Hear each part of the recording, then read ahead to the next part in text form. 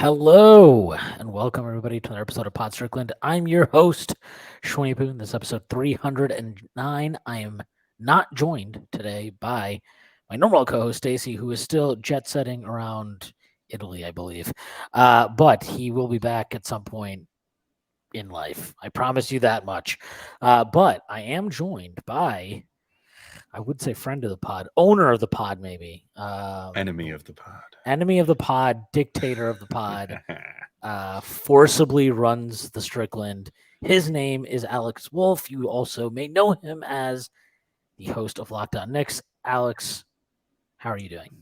So am I like the Vladimir Putin and you're like the Wagner people or whatever? Is this our I don't know, because like am I old and senile and well, it's like you had to call you have to like ask me not to take over. Like, is that yeah. like, don't do it. Like, please don't. don't do it. Sure, I'll go with that. I'm fine with that. I'm pretty sure that dude, like literally that like military commander guy was just like, I want to retire now. I bet I could get like $1 billion from Vladimir Putin. And then he just got it like under the table and then was like, all right, I'm set. Let's go. That direct deposit hit. off to the islands somewhere. I'll figure it out. Oh man. All right, we're off to a great start here. Before we conspiracy theories, let's go. Before we officially get started, I do have to make a few announcements. The first being that the Strickland has a YouTube channel. Actually, that's usually the second one, but I haven't done this in like 5 days, so I'm all rusty. The Strickland has an Instagram. Follow that. That is at the Strick.land on Instagram. We're posting all kinds of new content on there. The Strickland also has a YouTube channel where you may be watching this podcast. If you are and you haven't done so already, hit like and then subscribe to the channel. That would be a huge help to us. The Strickland also has merchandise. Alex is wearing some of it. You can purchase that on our website. It is there. And you can buy t-shirts, sweatshirts, hats, water bottles, even coffee mugs. Anything your heart desires. So check that out. That is on the website. And then finally, the Strickland has a Patreon, which you can subscribe to. There are a number of different tiers. There's a $6 tier that gets you access to Pod Strickland's podcast that I host every Friday with Prez. You also get access to the Strickland Mailbag, hosted by Andrew Steele, a.k.a. Doug, a.k.a. the Doug Bag, alongside Dallas Miko. That comes out every other week. You also get access to the Strickland Discord, where the conversation never stops. There are further tiers. There is a $9 tier that gets you access to Strickland Roll, my solo pod, where I rant and rave about the Knicks even more. You also get access to wonderful premium articles by Matthew Miranda, one of the best in the business. There are further tiers. There is a $15 tier. There's a $30 tier. There's a $50 tier and there's a $100 tier. Those come with a variety of additional benefits like listening in on pod recordings, merchandise discounts, and even potentially co-hosting a podcast alongside yours truly one day, whether you choose to subscribe or not. None of this would be possible without you. And finally, none of this would be possible without Bet Online, which is your number one source for all your betting needs. Get the latest odds, lines, and matchup reports for baseball, boxing, golf, and more. BetOnline continues to be the fastest and easiest way to place your wagers, including live betting and your favorite casino and card games available to play right from your phone. Head to the website or use your mobile device to sign up today and get in on the action. Remember to use promo code BLEAV, BLEAV, for your 50% welcome bonus on your first deposit. BetOnline, where the game starts. So, Alex, do you want to explain to the people how necessary it is for me to do all of that corporate super fucking 1% stuff that you have me do at the beginning of the pod? You really go above and beyond, to be completely honest. The Instagram and the YouTube plug and all that, that's honestly, that's above and beyond stuff, man. But the corporate part, Bet Online, love those guys. Love Bet Online. Nothing to say, no notes. I think you nailed it. You knocked it out of the park. It sounds great. Yeah, you can give me critiques tomorrow morning or something. Yeah, look, speaking of things we love, the New York Mets. No, we're not going to talk about the Mets. I don't want to make you sad. Please don't. Please. Please. I'll just like sign out. I'll just close this thing. I'm going to be like, pod's canceled this week. No, all right, let's talk about the Knicks, whose GM, unlike the Mets, doesn't talk to the media, and that is a crime that he needs to be punished for. But forgetting all of that, I think it's safe to say that this is I hate doing this thing where it's like this is a critical offseason. I think like every offseason is kind of critical. That's one thing I've just picked up on because I'm like I feel like every summer Celtics fans are having an existential crisis, and like when I'm looking at the Celtics from fucking way yonder, I'm just like, I think it's fine. You guys will probably be really good again next year and win 55 fucking games, go to the Eastern Conference Finals and choke somehow. Like it'll be fine. But this does feel like I don't want to say critical offseason, but it feels like an offseason where the Knicks maybe have some opportunities. And they have some decisions to make that I think, like, I guess this is the best way to put it. I would say prior to this offseason, we don't need to revisit the draft night 2022 trade. And like broadly speaking, I think a lot of their decisions for the front office were pretty straightforward as far as like, oftentimes the prudent choice was just like, don't do anything and keep going and see what happens. But they had a really good season, 47-35, make it to the second round. You have this new CBA comes in, or that is coming in, and you can already kind of see their teams that are cautious and I don't want to say I think they're very wary of being in that second apron or the first apron or fucking any apron, and what that can do and position themselves so that the cap is so that they can shave salary off their cap, which has opened up some interesting possibilities. And I think it's also changed the trade market. We saw the Bradley Beal deal go down, and obviously he has a no trade clause. That's part of it. His contract is not good at the price it's at, but he literally moved for no first round picks. That's pretty wild to think about. And even like, John Collins, not a great player, but that's a guy that probably at any point over the last 2 years, they could have moved for some type of expiring salary and a protected first or something like that. They basically got nothing. I mean, I think they got a second round pick and Rudy Gay's expiring contract. And like, I don't know. I think even the Porzingis deal, which is a weird one, where it's like Smart gets 2 first, but Porzingis moves for none. It's a very odd trade. But like even that, again, like not much in the way of assets being moved around. It feels like there's an opportunity here maybe for the Knicks in terms of like, we've heard rumors of Zach Lavine, we've heard rumors of Paul George. I don't know how exactly those things are priced, but looking at kind of the trades that we have seen, even the Chris Paul, Jordan Poole one, which is like, I get that it's a salary dump, but I mean, for a team like Golden State to salary dump Jordan Poole is very aggressive, and that's not something they would have had to do last year. They would have just been like, that's fine, we'll pay $450 million this year for our payroll, no big deal. But I think you're seeing those kind of ramifications. And I guess we'll start with Paul George, because my thinking on Paul George is just like, everybody is like operating under this assumption that, well, Ballmer doesn't matter to him. He's fucking rich as fuck. He doesn't care. He'll just sign the checks and they'll keep Paul George. They'll keep Kawhi Leonard, because what else are they going to do? They're fucked. They can't. And I kind of think of it the other way, where like, if I'm Ballmer, I'm like, okay, well, I've paid all this money for pretty terrible ROI at this point.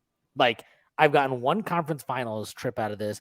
I've seen Kawhi play like for 7 minutes. Paul George has played for like 35 minutes. They've both missed a shit ton of time, and they're both expiring contracts effectively this year because they have player options for next year. So you're kind of between a rock and a hard place where it's like, okay, our team is aging.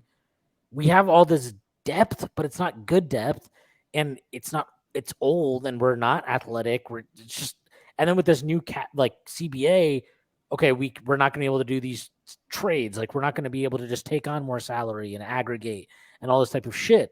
So what is our pivot? Where can we move? And that's why I kind of wonder, and I kind of think, and like looking at Golden State, another team that has not hesitated to spend a lot of money, and how they've changed even this year, right? With like, I think that Chris Paul trade is a huge change for them. Like, I think that Paul George is more available than the Clippers seem to want to make us believe, and who, like, I think it's funny that like guys like Howard Beck and and Zach Lavine, and they're like, oh, like last week it was like, oh no, he's available, and then it was like, oh no, actually no, he's. They were just listening, it's not that serious. I'm like, so it seems like that was probably. It seems like if they're listening, there's something there because I don't even think they would have listened a year ago. And I guess just like I don't know. For me, I think if you can get Paul George at a super cheap price, like look at what the again. Like I don't think it would be the same deal because the Bradley Beal thing is just so weird. But it's not that he has a no trade clause, but he can be a free agent if he wants to be next year. And it's like, how many teams want to extend him? How many teams are willing to extend him? Who knows what the hell he wants on his extension? Does he want a full max? Is there some like leeway there? How many teams are willing to meet that? And so because of that, I think it presents an interesting opportunity for the Knicks to consider, depending, I guess, on how you feel about the current roster and just where they stand in the East. Yeah, I think that we're starting to see like the effects of that new CBA starting to kick in immediately, where last year, if a player became available that's making damn near $50 million, but teams were like, oh, but this guy could put us over the top. They'd be like, hell yeah, do that in like half a second. Like, I won't even think twice about that. And now there's like starting to think twice, or like these guys that are making that much money. Now it's starting to be like, well, I mean, if we're going to make a move for that guy, we have to basically be sure that we have enough in place as far as young players and everything else, that we don't expend the pick cupboard and the asset, the young player asset. I hate calling players assets, but like the young, player collective. Sure, you corporate overlord. These pieces of meat that we just trade around for draft picks and stuff. This podcast asset that I have. but yeah, like I think that we're starting to see already that teams are less willing to part with more pieces from their team, because they're like, well, crap, there has to be enough left for this team to compete. You can't go all in anymore and do like Miami in their early 2010s or whatever, and just be like, we'll just pay 3 superstars a butt ton of money and then just like fill in around them.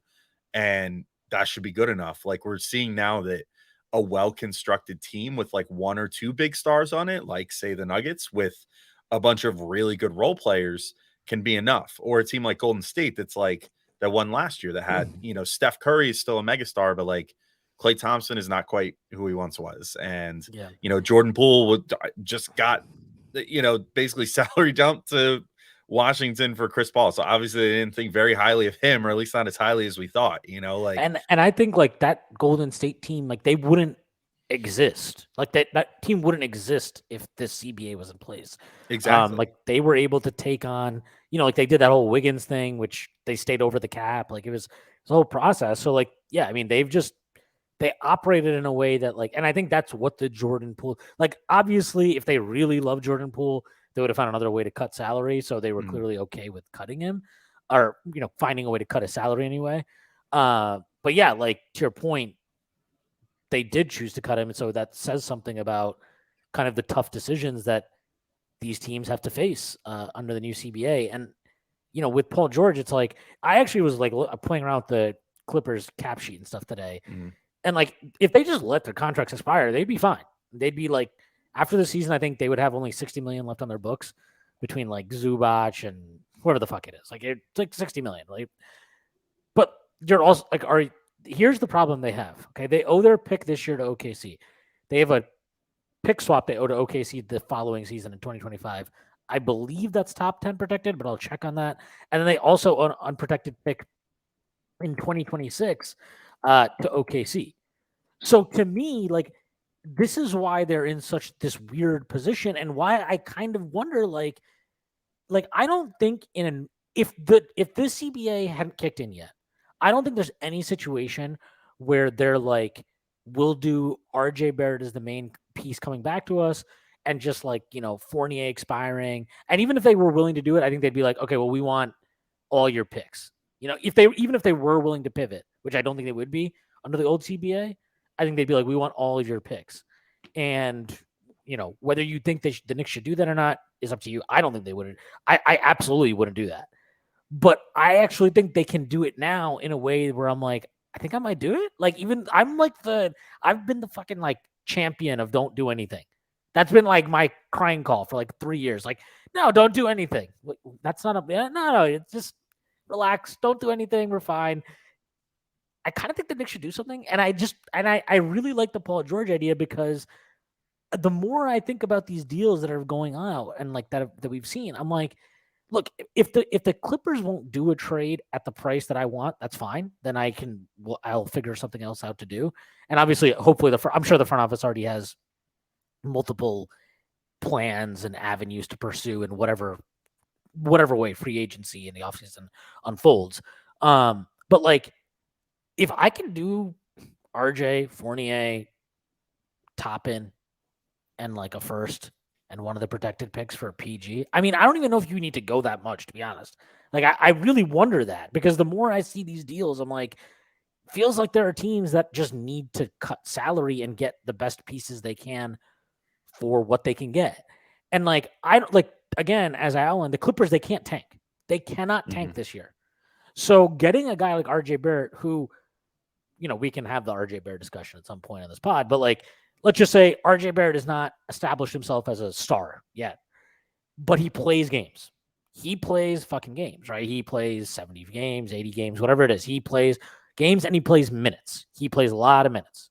So that's a stark departure from one Paul George and one Kawhi Leonard. I think that can be appealing to the Clippers. I also think the fact that he is locked in on his contract is appealing. Like, it's not a max contract. It's below a max contract.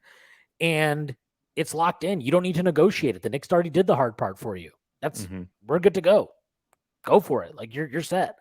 I think those things are appealing. And he's 22. I think, like, I know there's the whole thing of, they're moving into a new stadium. I got to say this, like, I think Paul George is really good. I think Kawhi Leonard is fucking awesome. I don't know how much people in LA are like drawn to these guys. I'm willing to be totally wrong on this. I don't know how much of a draw they are. And if they're not playing many games, how much of a fucking draw is that? I mean, how much of a draw is this Clippers team? Really, after last season, is anybody sitting there like, man? When does the stadium open anyway? Is it this year? No, the start of next year. Yeah, so they might not even be there by that time. You know what I mean? Like, that's the other thing. And it's like, and do you want to negotiate with? Because I think the thing that this is what I really wonder with Bomber, right? PG and Kawhi have that leverage in the situation they're in, where they're like, well, you got to pay us. You traded all this shit for us, and you're opening this new stadium. If you don't give me the max extension I want, I'm walking. And all they got to do is find one thing. All they need to do is bring one team to the table, one threat that can at least credibly be like, yeah, we're gonna throw them a max. That's all they need to do. Find one team, and then Bomber's like shit out of luck. Either pays them or he doesn't. And I don't know. I wonder if in his case he's just like, I want to get out of this business a little bit, at least a little bit. Like, let me get out of, because you're not going to get shit for Kawhi. He just literally doesn't play. Like, he doesn't play, and then he played last year, and as soon as he was ready for the playoffs, he has an awesome game one, and then it was just like, so the funny thing is I'm actually out now for the rest of the playoffs. And I don't know. That's where I'm at with this, where I'm like, I just find this entire opportunity so tantalizing because I feel like there's an opening here that was not realistic even 4 months ago. Like, until we knew about what this new CBA was, this isn't even something I would have considered a possibility. Yeah, I'm with you. I think I think the Knicks are sort of uniquely positioned too in the fact that you already alluded to it, like RJ is making a reasonable amount of money, but more importantly, at least as far as the Knicks are concerned, because they seem very well. The one guy they should absolutely, Jalen Brunson, obviously he's the guy to trade build him, around right? now. Trade him. Just Get trade rid him for of him. picks. I mean, quite frankly, it was a great investment, but let's just flip him for some picks. No, I'm kidding. I mean, he's the guy you build around now. And now, depending on who you ask, like some fans would say, like, ship Julius Randle out now. Some fans would say, well, no, he was an All NBA player this year. Clearly, the Knicks believe they're more in the camp of he was an All NBA player this year. We're keeping him. We're building around him. We're going to build with him. So if those are your two guys for sure, they're on super affordable contracts. I mean, especially that become even more valuable from a team building perspective in this new CBA. Like, they're both making under $30 million. And I think they will for the entire lengths of their deals, which is insane. When you have guys that signed supermaxes under the, I guess, current CBA, like previous iteration of the CBA that wasn't as punitive. Like, I don't think we're going to see as many supermaxes getting handed out in the next few years as we did previously. But like, you have guys like Zach Lavine or like Beal or Cat, you know, like guys that have won nothing in their careers, you know, that are going to be getting like damn near $60 million by the end of their contract, which is insane. You know, so that puts the Knicks in this unique position where they're like, you know what? We haven't paid a number of these guys on our roster yet, like Immanuel Quickley. They still have one more year, or potentially through this offseason to pay him. Obi Toppin, they probably won't pay because he'll probably be in a trade if they make one, as you know, an extra incentive to get a deal done. But you have Quentin Grimes, who's not due to be paid for another, you know, I guess by this time next year, you might be talking about potentially extending him, but like, these guys are still pretty cost controlled, all things considered, and are not guys that you imagine are going to sign for like $35 million. You know, like they're not going to sign like rookie maxes. So you kind of know, like, okay, like most of the guys on this team will be making, I don't know, at most like 15 to $20 million, something like that. Depending on, of course, what Quickley and Grimes get. But, you know, I think it positions the Knicks nicely to go after a move like this and go after a guy like a Paul George and then say, hey, you know what? Like, maybe it won't be a full max, but or like a super max deal, but like we could certainly afford to give you like $45 million or whatever for like 3 years, you know, or something like that, like 45 million a season for 3 years on your next deal. And if that's cool by you, like that, we could totally do that. And we'll still be able to build a team around you, which I would hope to a guy like a Paul George, like this late in his career, would be part of what's important to him. Like, will I actually have a chance to win something in my career? You know, it depends on the player, but he at least seems like a guy based off his motivation so far in his career that seems to be chasing the ultimate dream of hopefully winning a championship at some point, more so than just necessarily being like, I just need supermax contracts till the day I retire and that's it.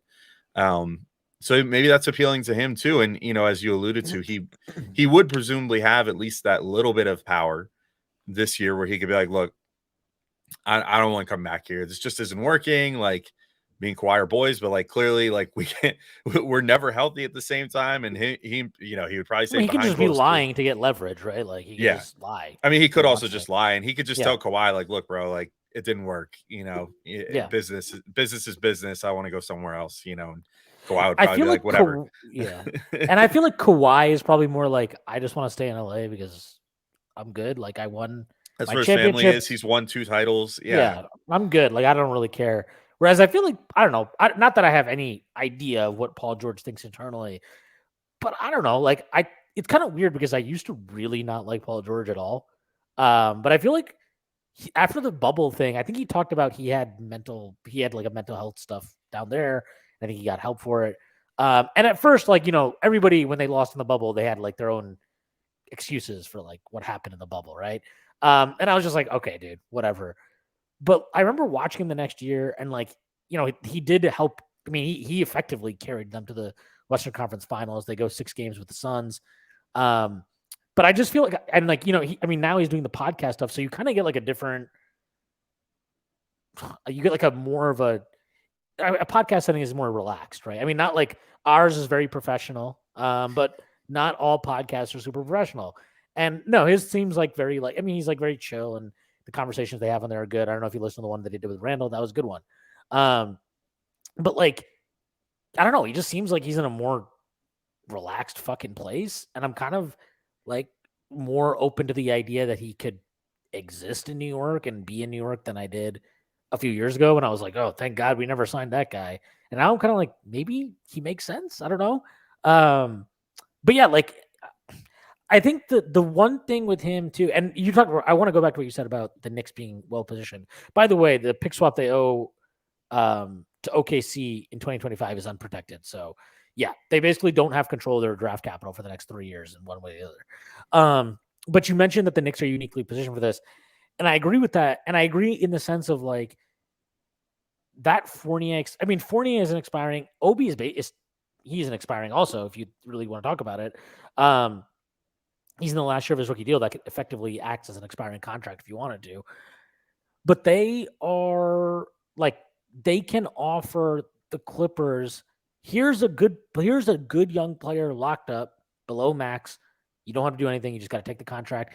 And we're going to give you a bunch of expiring salary too, so that you're not taking on the whole Paul George contract for the next 3 years. It's actually just the RJ deal minus, that 20 million or whatever the hell it is. I think Obi and Fournier come out to about 24.8 or something like that expiring. They're well into the repeater tax now at this point too, right? Yeah, they're into like every tax that exists. They're into that. So it'd be good to like reset the clock for them too, potentially, if they want to make one last run with Kawhi, like potentially like next year, be able to kind of find, like get themselves under that tax line so then they can reset, make one last run at it with Kawhi if they want to, and then potentially, make something out of that potentially as well.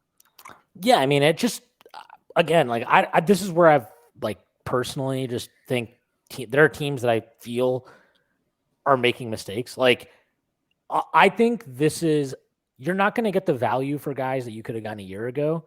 But if you're a team like the Clippers or you're a team like, I think a better example is probably even like Minnesota. I think it's a huge mistake not to be looking to move some of your big name guys right now, because right now there are teams that have cap space, expiring contracts, whatever, to absorb them, and the full ramifications of this CBA haven't hit yet. It gets way, way harder to do that moving forward, where it's like if you're in that upper apron, if you're past in the second apron, you can't aggregate salaries, right? You can't take on more money than you're sending out. Like you're restricted by all these various things. I forget the rule where it's like if you're in the second apron for 2 years in a row or 2 out of 4 years or something like that, your pick automatically moves to the back of the first round. Like there are all kinds of restrictions there. And so it just, to me, like none of us, nobody fully understands how things are going to play out this new CBA. So this is actually, to me, the most dangerous time where like you might make moves because you're misinterpreting how the market is going to react, or the league, I guess, in this sense, is going to react to various rules and stipulations. And you might be wrong about it. And so like, I think it's just better to get out of the business of having these massive contracts, especially for teams not going anywhere. And as talented as Paul George and Kawhi Leonard are, that team's not going anywhere. Like they were a first round exit this year. And the gap, and like let's even say they are the second best team in the West when they're healthy. They have gotten absolutely destroyed, crushed by the Nuggets for the last 2 years. Like they got curb stomped by them this year in the regular season. Every single game they played got absolutely crushed. I think they even lost a game to them like by 20 when Jokic didn't play. Like they just are owned. They get owned by that team. So to me, and like the only major piece, if I remember correctly, that the Nuggets are unlikely to bring back is Bruce Brown. That's it. Everybody else is going to be back on that team. Like that team is not going anywhere. And like, I just don't see how they are positioned or have the flexibility to get by them. So at that point, aren't you better off like downshifting in some capacity, getting back what you can? And like, look, maybe some other team can step in and top a Knicks offer, but I'll tell you this. I think the Knicks are one of the few markets that can reasonably appeal to Paul George, who probably wants to play in a big market. And obviously we know the CAA connections. We know the connections he has with Julius Randle, who he's good friends with. Like all these things are there. The Knicks have bet on this stuff, right? Like they clearly bet in some capacity on their relationship with Josh Hart, obviously as a CAA guy, with the fact that him and Jalen Brunson basically like would be married if they weren't actually like married to other people. Like they bet on this stuff. And I think we're going to see that they have bet on it more in free agency this year. If a certain Donte DiVincenzo signs the Knicks, like I think, and look, I do think there's something to the idea of, I know it's funny because Bondi responded to Prez very facetiously with like, oh, like, look at this quote by Worldwide West where he said it's all about family. But like, I do think that's part of it. You know, they have bet on guys that they feel like they have a personal relationship with to an extent. And like, I don't know if Wes has any type of relationship with Paul George, but we know he has a relationship with Randall. We know Leon, obviously everybody in the org does. And we know that Randall has a relationship with Paul George. Like, we know that Leon has a relationship with fucking CAA and Aaron Mintz, I'm sure. Like, Aaron Mintz he's not just the main CAA agent. He is Julius Randle's agent. He was Elfrid Payton's agent. The Knicks, I think you could safely say, did Alfred Payne quite a solid when they gave him that deal, Leon's first year with the Knicks. Like, I think that was a pretty solid favor they did him. So they had this relationship with guys, and I feel like Paul George fits into that. Like it doesn't seem. 2 weeks ago, if you told me this, I'd have been like, "You're fucking crazy! Like, what are you talking about? Doesn't make any sense. It's not going to happen." But the more like I've thought about this, and the more stuff happens with this new CBA, I'm just like, is it really that crazy? And I think, and this is the part we haven't even talked about yet. And I think I think we disagree on this, but maybe we disagree on this because the first time we talked about this was like, I think the price we were talking about was very different of like what it would cost to get Paul George. But like, I'm just really into this idea because I think this team is really good. And I think as much as the Julius Randle of it all and Tibbs of it all worries me, and like, I don't love giving up on RJ Barrett. I don't know, and I don't think this is giving up on him. I don't think it's giving up on him to include him in a Paul George trade. I think it's a calculated risk. And I think the risk you're taking is, okay, I'm probably going to get I could probably get, RJ Barrett's going to be in the league for the next 10 years, something like that. More than that, probably. Is he ever going to hit the level? And more importantly, is he going to hit the level that Paul George is at, let's say for the next 2 years? Is he going to hit that in the next 2 years? And if not, does that limit what this team's ceiling is? Because I do think it does, because his role is so important. Like, he's the third usage guy on this team. And in a lot of ways during the playoffs, he was the second usage guy on the team. And I don't know. I don't believe he has the rounded skill set to be in that role. And on top of that, as good as the playoffs were for him, they were not he wasn't, prime Kobe or something in the playoffs. It was good. It wasn't amazing or dominating. And we also have to accept that the regular season was really bad for him. It was just not a good regular season for him this past year. And he's been up and down throughout his career in the regular season. There are months where we're like, Star J Barrett, it's happening. The turn is coming. He's here now and he's never going anywhere. And then it's then you have these months where he looks like he can't move and he's in molasses. The defense this year was really, really bad. And I understand there's a value in so you have to weigh what you think he can be and the fact that he's durable. He's probably going to play 75 games plus, right? And then you weigh that against a guy who injury risk, expiring contract that you have to negotiate with after the season.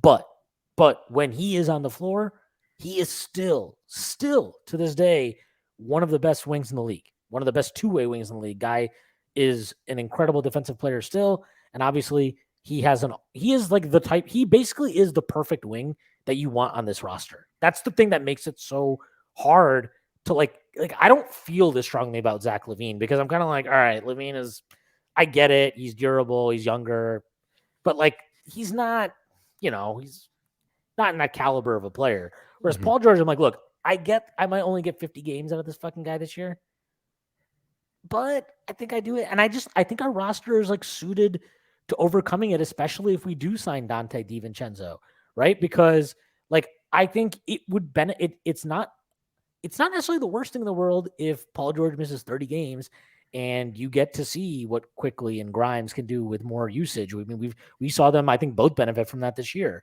And to me, as long as the bet is really do we think our medical staff, everything we can do, can we manage him so that he is ready come playoff time? That's the bet you're making. Because if he is ready for the playoffs, I saw enough from this team where I feel I can go to war with Jalen Brunson and Paul George as my top two guys in the playoffs. And are we the favorite to come out of the East? No. But I think I think there's a real shot. There's a real shot, especially if the Julius thing, and I think you've talked about this, I think you tend to err on there's more of his performance this year was influenced by the injuries than I give credence to, and a lot of people give credence to. So if you err on that side, then I feel you should definitely, I don't know. To me, if you think you can get those three guys in the playoffs playing right, and you believe in Julius was more affected by injury than just some weird inability to perform in the playoffs. I mean, I'll take that 3. I'll take those 3 and I'll go to war with them and I'll take my chances. I think that's like a pretty awesome 3 guys in that scenario. Yeah, I think when you were talking about RJ and like, can he get to a Paul George level in the next couple years? I actually just had this discussion.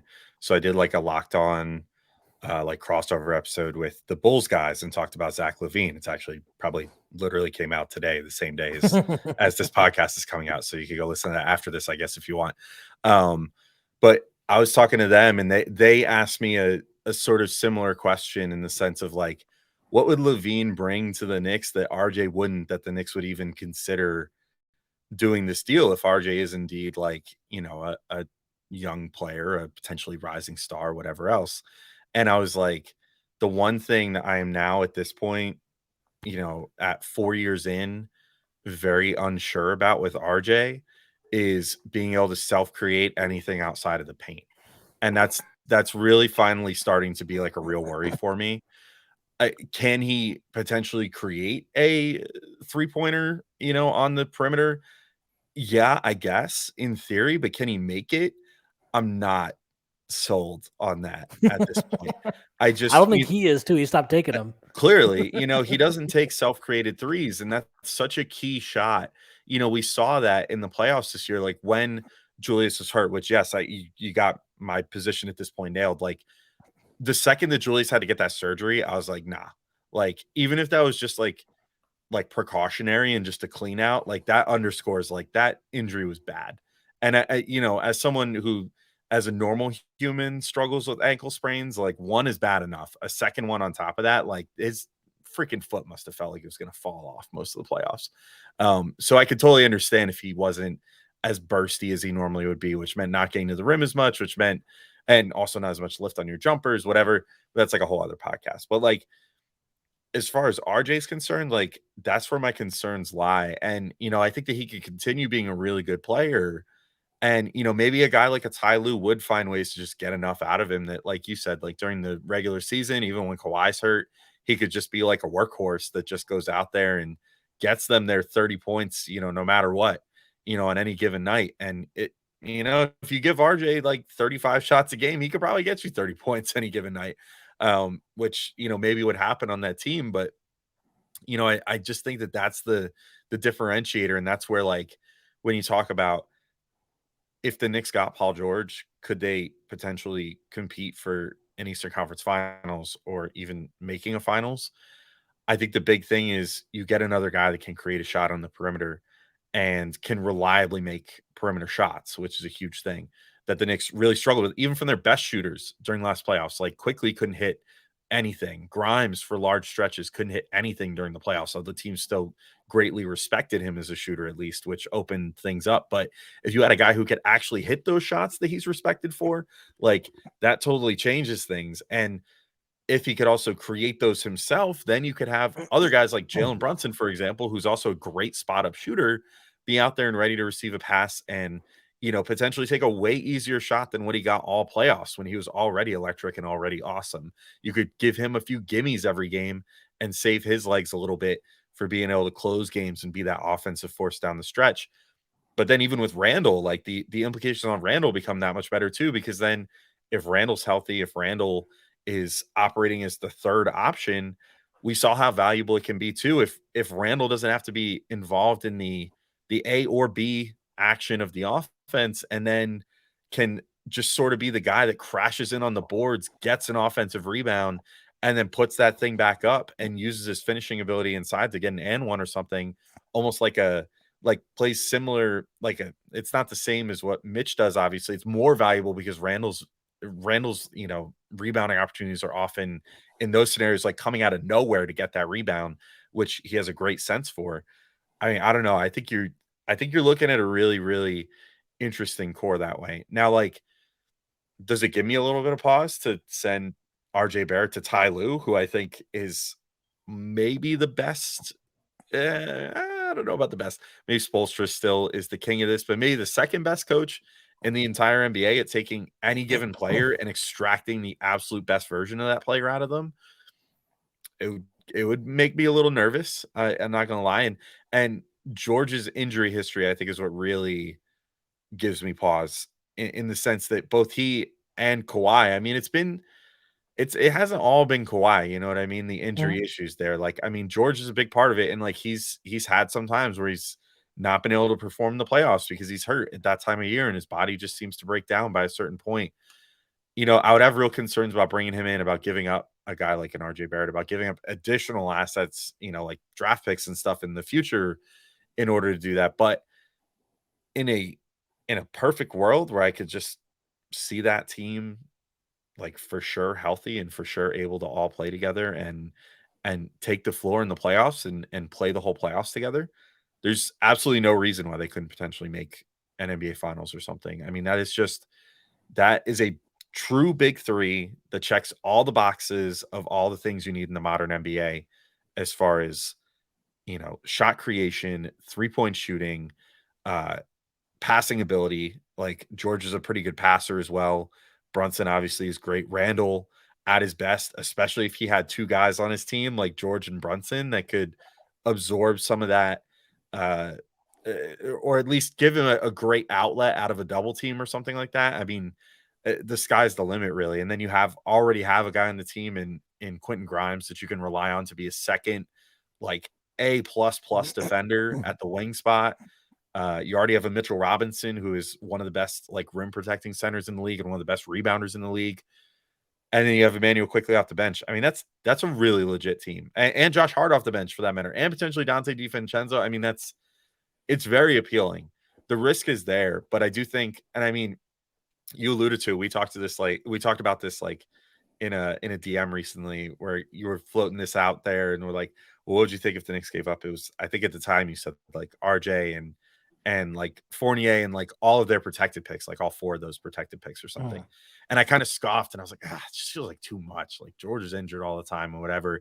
But I think that part of that is me. And I think a lot of people within this fan base have to sort of at a certain point readjust our expectations around this team and stop looking at things through a prism of what could be and start looking at what could be for certain players and start looking at what could be for the team. You know what I'm saying? Like, if that makes sense. Like, Well, stop just I think it's like, and this is where I kind of have gotten to over the last couple weeks is like since basically fucking shit since what 20 since like 2014. Mhm. It's basically just been like, don't trade picks, keep our young guys, see what we can develop. Don't do anything until like we have a foundation. And even in that time, right, it's just, you're not like, okay, you get Porzingis, but then you kind of miss on the Frank and Knox picks, and then Porzingis wants out, so you have to blow that up again. Like you have the whole Melo thing that goes on in that time. You give Tim Hardaway that contract, then he has to go out in the Porzingis trade. And then it's like, okay, it then you're like, okay, we got RJ, and then Leon takes over, and you're thinking about, like, okay, you got Quickly, Obi. Let's see a little bit longer, and then you're like, okay, we made the playoffs, but we got totally destroyed in the first round. Still doesn't feel like the right time. Like, do what you got to do in free agency. Just be, keep the contracts kind of like shorter and draft these guys. And okay, you had Grimes, you had Deuce, you had Sims, and you're like, okay, we missed the playoffs this year. Okay, Donovan Mitchell's available. Not sure. Like, I like Jalen Brunson, but not sure we're ready to like go for it with Donovan Mitchell. And let's see what this team can do this year, and then let's go from there. And then it's like, okay, well, the team did what you would want it to do. And it wasn't just like, okay, Jalen Brunson all on his own and Julius Randle all on his own. Like, like you said, Immanuel Quickley was runner-up for Kid of the Year. I still think he should have won it. I don't care if he struggled in the playoffs. Like, it's not a playoff award; it's a regular season award. He should have won it. Um, Quentin Grimes, his insertion in the starting lineup, you could say was maybe the single most important rotation decision that occurred this season. He was huge for us this year. Mitchell Robinson takes a big step in his career. I thought he was great this year, and I've had super reservations about him like over the last couple of years. I don't Deuce obviously didn't kill it, but he was part of the rotation change that helped turn the season. Like I think that he deserves credit for that. You know, he's for a guy you took 36th overall to at least provide that type of impact means something.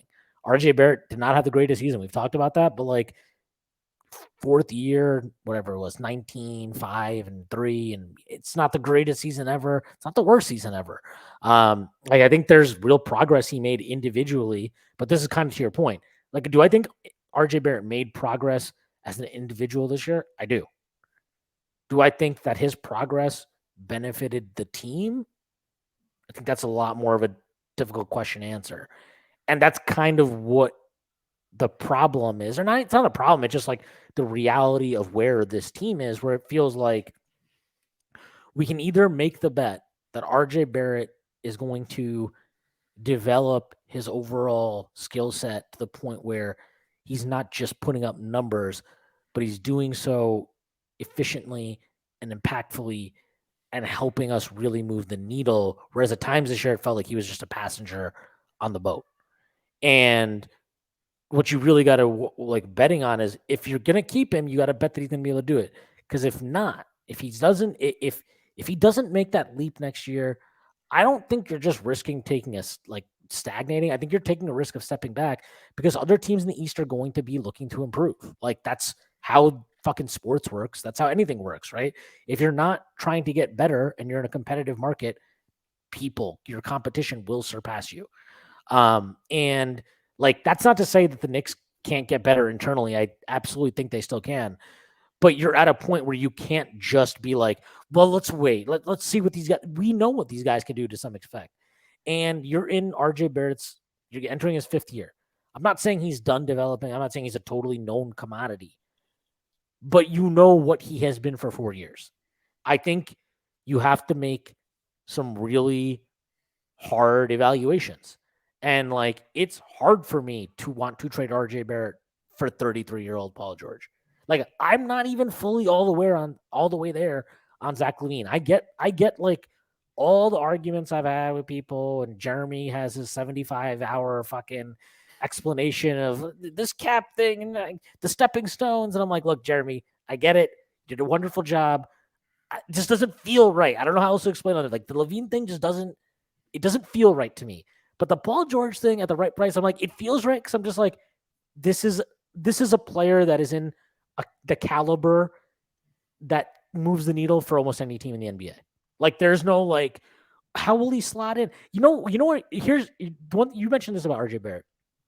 RJ Barrett can't create off the dribble, right? Or he can't pull up shoot off the dribble. That's probably the best way to put it. Like he can get into the paint, but anything outside the paint that he's creating for himself is not a good shot. It's not a high quality shot. It's not a shot that he's comfortable taking. And you can't run RJ Barrett off screens. You can't use him off of DHOs. You can't run quick hitters for him to just like pop out for a 3 or pop out for a jumper or something like that. You can do all that shit with Paul George, all of it. So his usage, like, yeah, he might be on the same exact usage RJ Barrett was on, but it's going to look and feel different because he's capable of more versatile. Like, he can spread his usage across more different play types than RJ can. And he's more efficient on different play types than RJ is.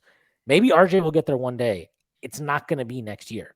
And if you don't think the Knicks have any potential to like contend in the next year, 2 years, especially, I think, let's say the next 2 years, then you should not do this deal. If you do not think the Knicks can contend with Paul George in place of RJ Barrett, 100%, I 100% agree. Don't do this deal. But I think the Knicks can. Like, I really think they can. That doesn't necessarily mean they won't have to do any other trades and you just take Paul George and that's it. The team is done. No, but like getting those big pieces is often the hardest part. And I do feel like the Knicks have an opportunity to get one. And like, look, we can sit here and talk about the offense all day, but defensively, what Paul George gives you is something the Knicks literally don't have. They do not like. Quentin Grimes is an awesome defender, awesome wing defender, versatile wing defender, whatever. He doesn't have the size that Paul George does. He doesn't play the passing lanes like Paul George does. Paul George is a guy who adds an element of just like the Knicks don't have a fucking Trayvon Diggs, right? They don't have a guy who's going to get a pick and take it to the house every Sunday or something like that. Paul George is a guy that can do that. And they don't have that. They don't have a big wing defender like him. Like, the Knicks have actually. I mean, when we played the Celtics, right? Who ends up guarding Jason Tatum halftime? It's Randall. Put Randall on him because they're just like, well, I don't know. He's big. He's kind of a big wing at this point. Let's throw him on there. You can throw Paul George on him now. And let's say Jaylen Brown's cooking you one night. Okay, Grimes isn't getting it done.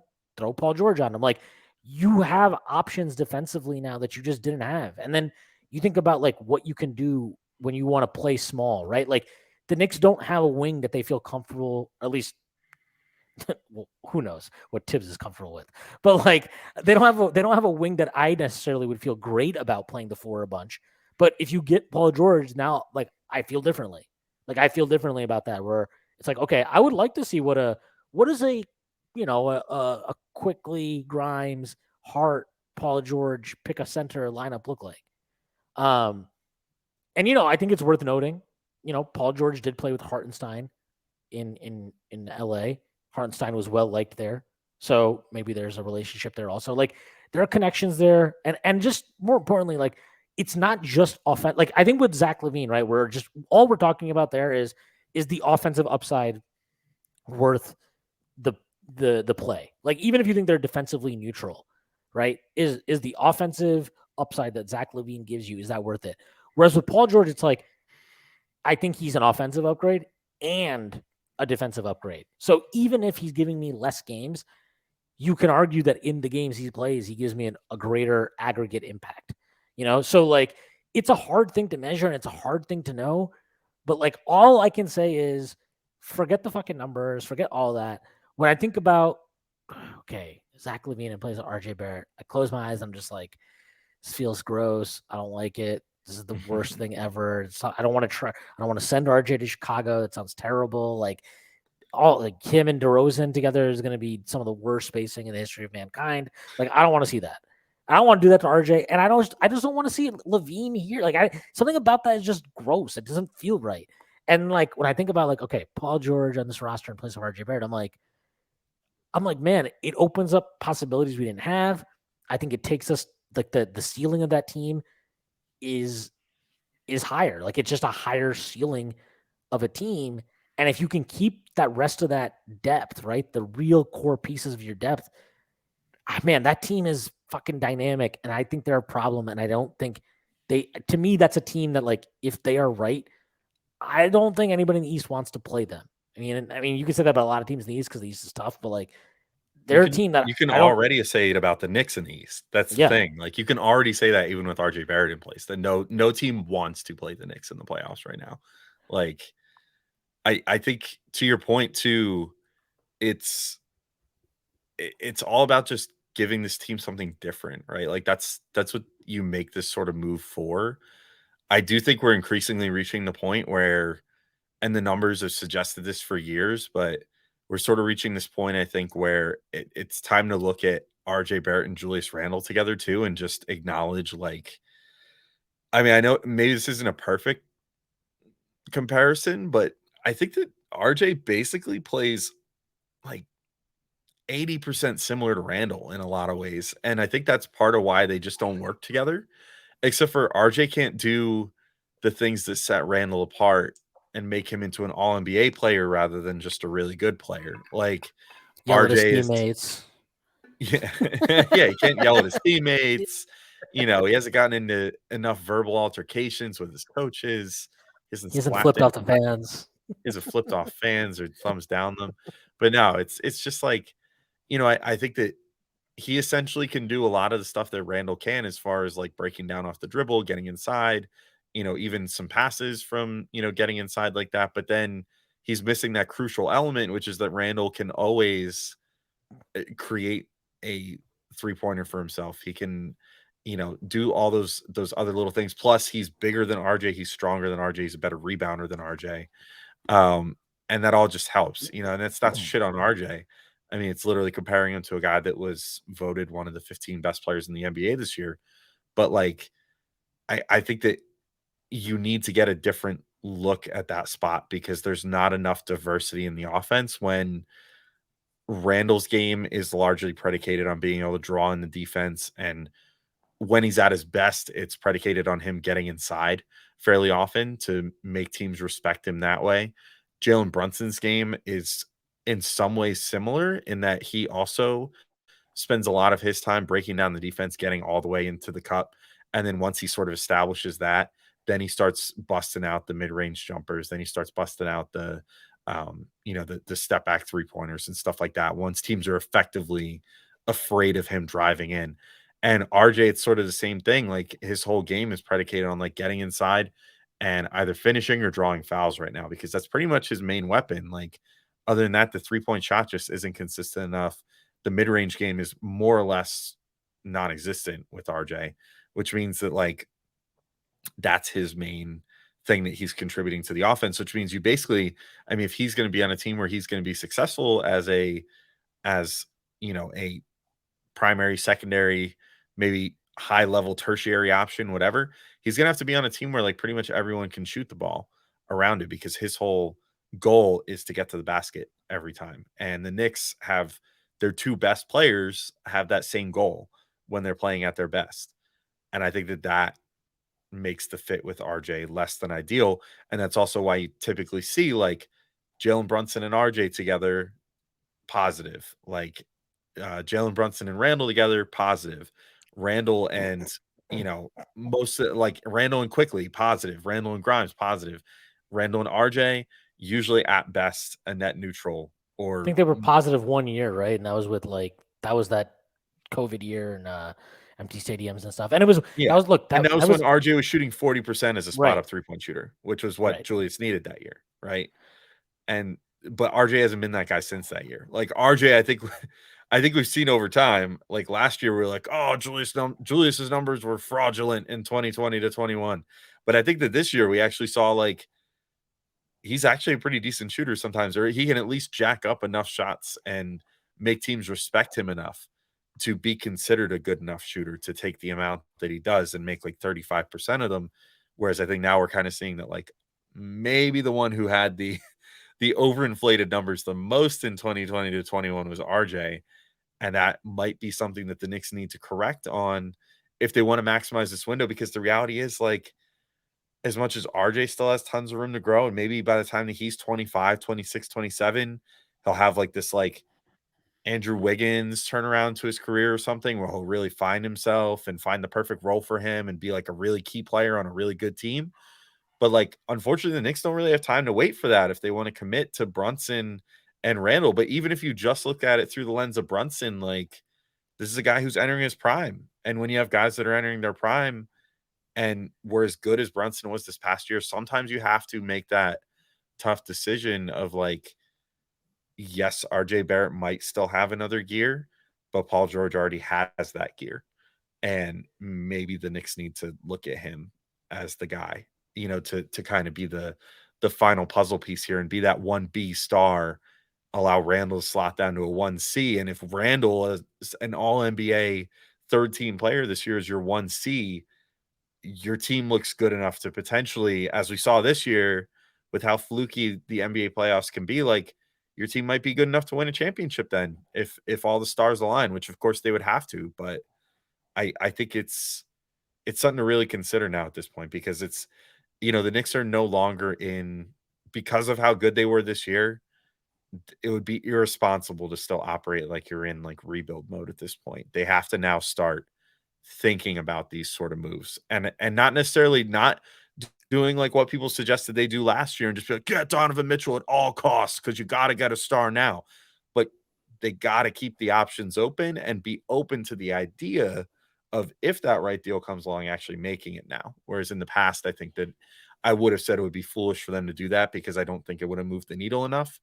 Now that they're at a point where the right needle moving move could put them in actual contention. And that's something that every NBA team should look to do if they have the opportunity. Yeah, I think now they have to be more proactive about like previously a lot of frustration, or not frustration, but like a lot of the issues was like, okay, you're not doing the baseline work for talking about trading for a star and being aggressive and all that stuff to matter. Whereas they've done that. Like they've done I don't want to say the hard part because all of it's fucking hard, but they've done the first step, the second step even, right? Like they've gotten themselves into an area, into a region in the East where you're like, okay, this team is in the mix. I mean, look, if you want to say that Cleveland is in the mix, they beat the shit out of that team, and I understand Evan Mobley's a baby and blah, blah, blah, but like, who gives that shit? Who would give that to the Knicks? Nobody would give that to the Knicks. This was a team that was supposed to be a class above the Knicks. The metrics in the regular season loved Cleveland. I think they were kind of like by some betting metrics a favorite in the East, which I thought was ridiculous. KOC, if anybody fucking bet on Cleveland to win the East based on his recommendation, he should be fucking refunding them with Elon's money. But like they didn't just they beat the absolute piss out of that team. And we can debate the Miami series and whatever, but like I don't know what the hell what happened in Miami in the playoffs, but they were just like a totally different team they were in the regular season. I'm not sure what to make of any of that. The Knicks were a possession away from taking that to Game 7, despite Quickley not playing well and injured, RJ not having a good Game 6, Randall not having a good series, Grimes not having a good offensive series, like Josh Hart kind of his 3-point regression hit at the worst possible time during that series. Like they had all these bad things happen to them, and they were still just a possession away, and like from a Game 7 anyway. So they're in that mix. To me, they're in the mix, and it just depends on how you feel about it. Like, so I don't know. To me, I guess that's just what it is with me. I don't know where did you end up on the Lavine thing? Because I get the Lavine argument. Like the way I think about the Lavine thing is, I just can't bring myself. Like if I was Leon Rose, and they were like, "Look, we negotiated this fucking deal for Lavine, and it's whatever." I think I forgot what Jeremy specifically laid out, but it was someone like Barrett, Evan, and a first round pick, and then one of the protected first, something like that. If that's what the deal is, like personally, I just wouldn't do it because I'm just like I don't care. Like Zach Lavine does nothing for me. I don't like, but if that trade were to go down, I don't think I would be apoplectic about it. I'd be like, okay, I get it. It's not my choice. I get it, but like, fine. But where did you end up on the whole Zach Lavine thing with the Bulls guys that you did? I was basically the way it ended was I even asked, I was like, on like scale 1 to 10, how likely do you guys think this is to the two Bulls hosts? And they were like, one said like a 4.5. I think it was just in general, like how likely do we think it would be that the Knicks and Bulls will even make a deal this offseason, but most likely for Lavine. And one of the hosts is at a 4.5. The other host is at a 3. I was at a 3 as well. I just don't think it's super likely because I think from the Knicks perspective, I think they'd be asking a lot of the same. Like I think they would ask themselves the same thing that you just said a second ago. It's like, is he going to make them good enough on both ends that you say, okay, let's give up, RJ Barrett and multiple first round picks for this guy when we could save up and, if the price for a star keeps going down, let's say, I mean, look, I don't think it's super likely, but let's just say like in a year and a half's time, like Luca or Giannis or someone like that says, yeah, know what? I want out. Like, do you want to give up even a portion of that package for Zach Lavine if you're not sure that he's going to make you that good? Like, when the price for a star is going down and maybe a year from now, 5 first round picks is back to being like an obscene amount of picks to trade for somebody. And you don't have guys like Danny Ainge thinking they can get 7 first rounders for like a B tier star, like that's and Lavine, like in my opinion, and I think you're of this opinion too, is like a B tier star. I don't think that I just think because of those He might even be a C numbers tier that star. It's hard. Like it depends on how you're ranking them. Like I think yeah. like the way I think of it is A tier is like superstar MVP guys. B tier is like guys that make all NBAs and more kind of close to perennial all star types. And then C tier is like I would say this is so weird. Brunson is so hard to place because I'm like he hasn't done it for multiple years, but I feel really confident Brunson's like at least a B tier star. Like I think he's a B tier guy. Randall's weird because Randall's just weird, man. I'm done trying to understand the the intricacies of Julius Randle's performance year to year. But he's like him and Lavine are somewhat comparable. I've always thought Julius is better. So like if you want to put them at the same tier, that's cool. But I would say like they're guys that are somewhere between like bordering the tiers, like C to B tiers. The best version of Julius though is way better to me than the best version of Lavine. So take that for whatever it's worth. Anyway, Yeah. we don't need to debate what tier exactly. I get the point though. Yes. Yeah. But anyway, I think where I came down on Lavine is basically more or less what I just said. Like I don't think that the Knicks and Bulls would be able to come to an agreement that would work for them, because I think what would ultimately end up happening, I think from the Knicks perspective, because of that uncertainty around Levine and just how good he makes you, I think they would be trying their hardest to be like, hey, look, you guys gave up a bunch of draft picks for this core that clearly is not working the way you want. We can get you some draft picks back, and you still won't like want to tank necessarily, but like you guys can still play with DeRozan, and if you re-sign Vooch or whatever, and go still do your thing. Like, well, but at least you get some draft picks back. And I think that would be how the Knicks would want to approach it, because they would want to hold on to as many players as possible to be like, no, we're going to need as much talent as we can get, and we're going to need options in case we think that Levine down the stretch of any given game is such a defensive liability that we can't keep him on the floor. We're going to need other options out there. And but I think the Bulls are still going to be looking at this and saying, no, we can't tank. We can't and we don't want to get demonstrably worse. We're going to need good players back. And the Knicks are it's just going to be this pissing contest of like, well, I don't want to get that much worse. Talking about the Bulls, like, well, I don't want to get that much worse that, it's going to make me even worse than I was this year. And then the Knicks going, well, obviously we don't want to get worse, or, like just be even, like we're trying to get better. Like, so, and especially if we're giving up the draft picks or whatever, like, for a guy that might not even make our team that much better, we're going to need to hold on to as much talent as humanly possible on this team. And I think that's just going to lead to this pissing match where, Chicago would ask for like Grimes or something, and the Knicks would be like, fuck no. Like, you definitely can't have him in addition to RJ Barrett.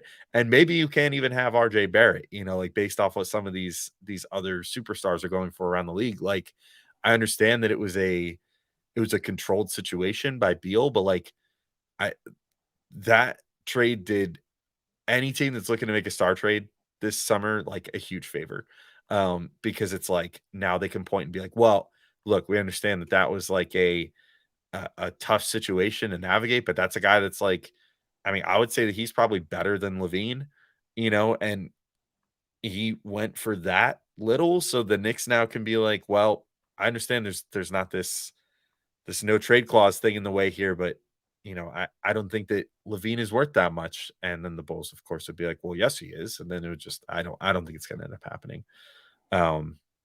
Mostly because I think that their interests are too aligned in what they're looking to do. Whereas at least I think you can make the argument, like with the Clippers, for example, that they would say, look, we're fine with just kind of like treading water and being like a 7 or 8 seed, because we know the Kawhi only has a few more years left, and George might have been out the door anyway. And, we have Ty Lue, who can milk the most out of these guys and get at minimum an 8 seed every single year, just like the Heat kind of, so the Clippers would look at that and be like, fine, this is fine if we just get some draft picks, whatever.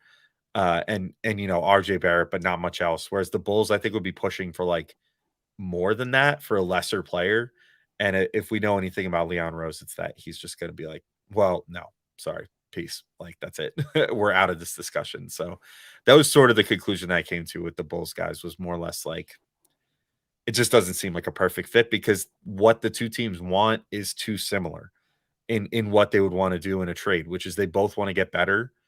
And the Bulls, I think, are still, for better or worse, I guess we'll see what happens as far as the Vooch contract and if they wind up bringing him back or not. But like, if they re-sign Vooch, it's obvious that they still probably foolishly think that this team can work in some way or another. And in that case, I don't see them necessarily making that move for Levine, and I think it would just turn into a stalemate. Yeah. Yeah, I just can't imagine that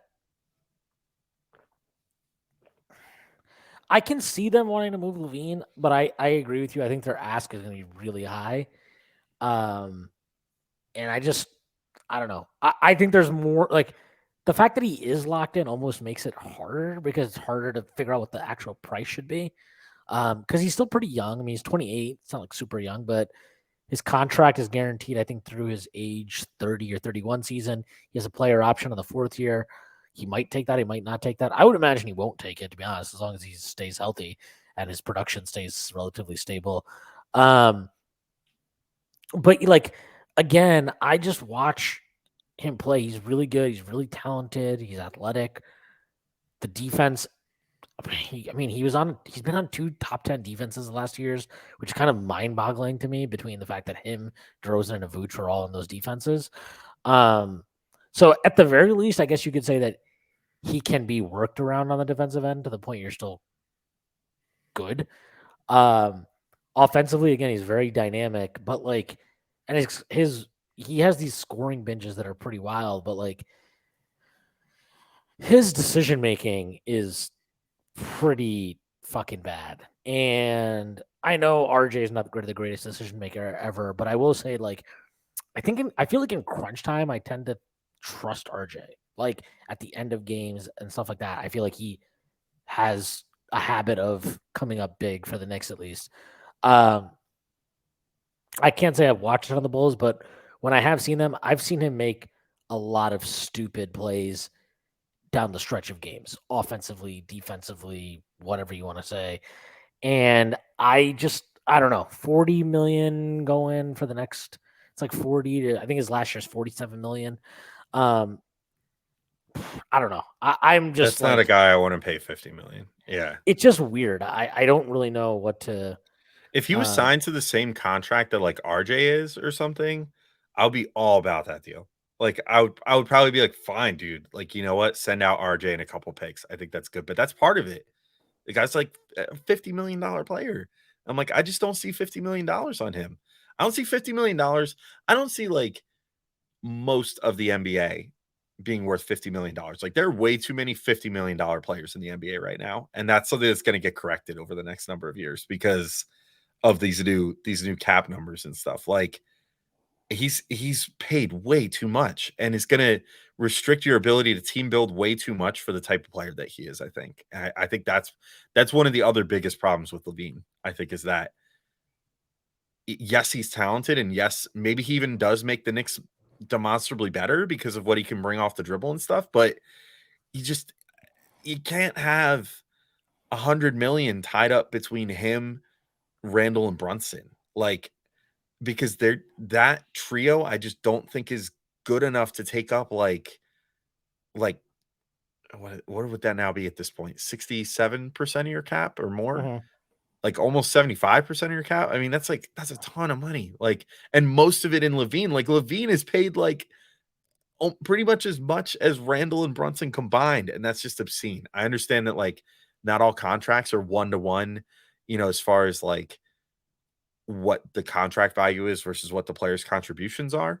And again, the Knicks are lucky enough to have 2 guys that are like massively underpaid. But I don't see it with him. Like I don't see how you could, after you acquire him, how you could make your team good enough to then actually compete for like a championship. And that's definitely part of my reservations for going for him too. Yeah, again, like a lot of this stuff is just feelings and like my feelings on Lavine. I'm just like, no, I don't know. Mhm. Nothing doing for me there. And that's kind of how I felt about like Mitchell last year or I understood all like the assets and all that stuff too. But I'm like, I mean, at the end of the day, when you're making a big play for these guys, it's like, does it make you feel like you're good? Do you feel good about it? And I felt better about Donovan Mitchell than I do feel about Zach Lavine, and I feel great about Donovan Mitchell. So, like, what should I make me think about Lavine? I don't know. I think if that's the best I can do, then I probably err on the side of just not doing it. Is there a price where I do it? Maybe. Like if it's just straight up RJ and Fournier for Lavine, I guess.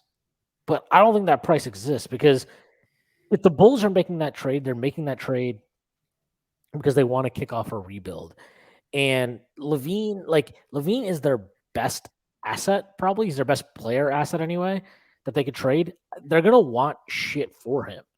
And the Knicks, I don't think will want to give up the shit that they want them to give up for him. So that's just kind of where I'm at with it. And I know we've talked a lot about RJ on this pod, but like, I don't know how you feel about this, but I've seen a lot of people like, oh, well, you think RJ is going to go out? Why wouldn't you include Quickley? And I'm like, all right. Well, first of all, a lot of people are like, well, they can just opt into Derrick Rose and he can. I'm like, they're not going to do that because they don't want to be in the fucking tax. Lo and behold, it did not happen. Derrick Rose, thank you for your service. Move on.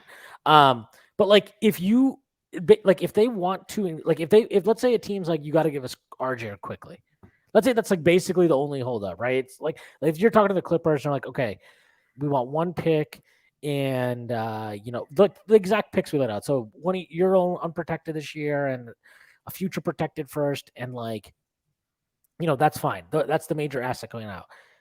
Just to get into the Paul George ballpark, you would have to do Fournier.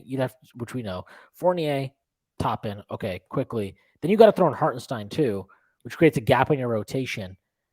And like, I just don't think that makes sense. Like, it just doesn't make sense to me to do that because if you are going to trade for Paul George, the entire appeal to me is it's a like for like trade effectively. You're just upgrading a spot in the rotation with that trade without creating any serious gaps.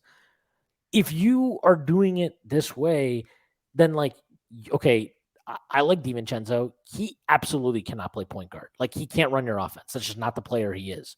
He is a terrible shooter off the dribble, first of all.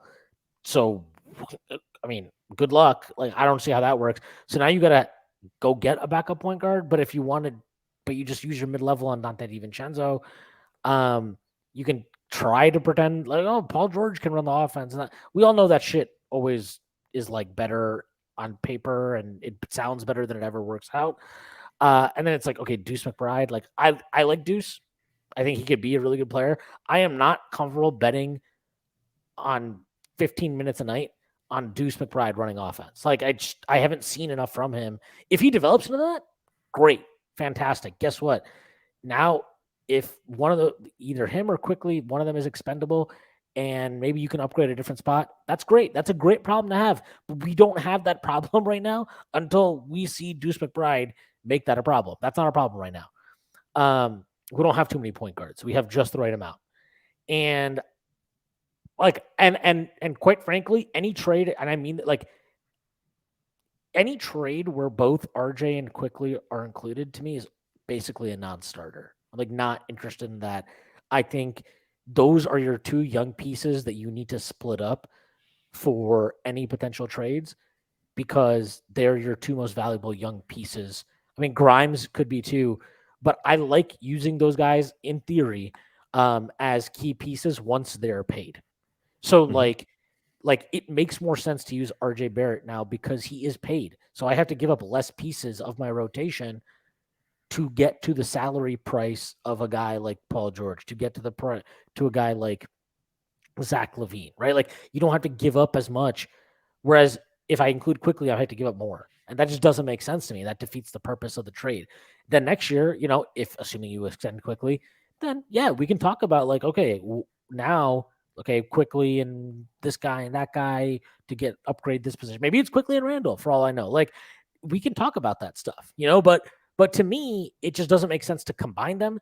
And it doesn't make sense to use Quickley this offseason because like, I think, was it Miranda that did this? I don't remember who did this. Somebody did I think it might have been Miranda in his piece that he wrote a few weeks ago about why he wouldn't mind if we traded Quickley, which good piece. Don't agree with it.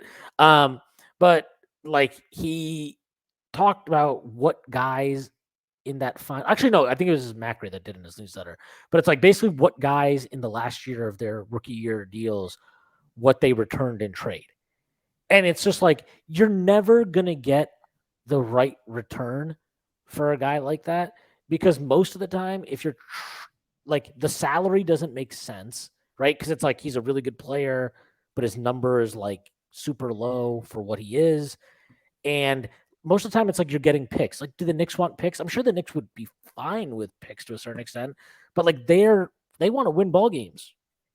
Like, trading Quickley for picks doesn't help you win ball games. It creates a gap, and That's it. Like I just don't see it. Like I'd be pretty shocked, honestly, unless some type of once in a lifetime opportunity came available. But like, and then the other part of this too, like let's say the Knicks are fine with the trade I outlined where it's Fournier and Hartenstein and Toppin and like quickly going out. Okay. So now Grimes coming off the bench.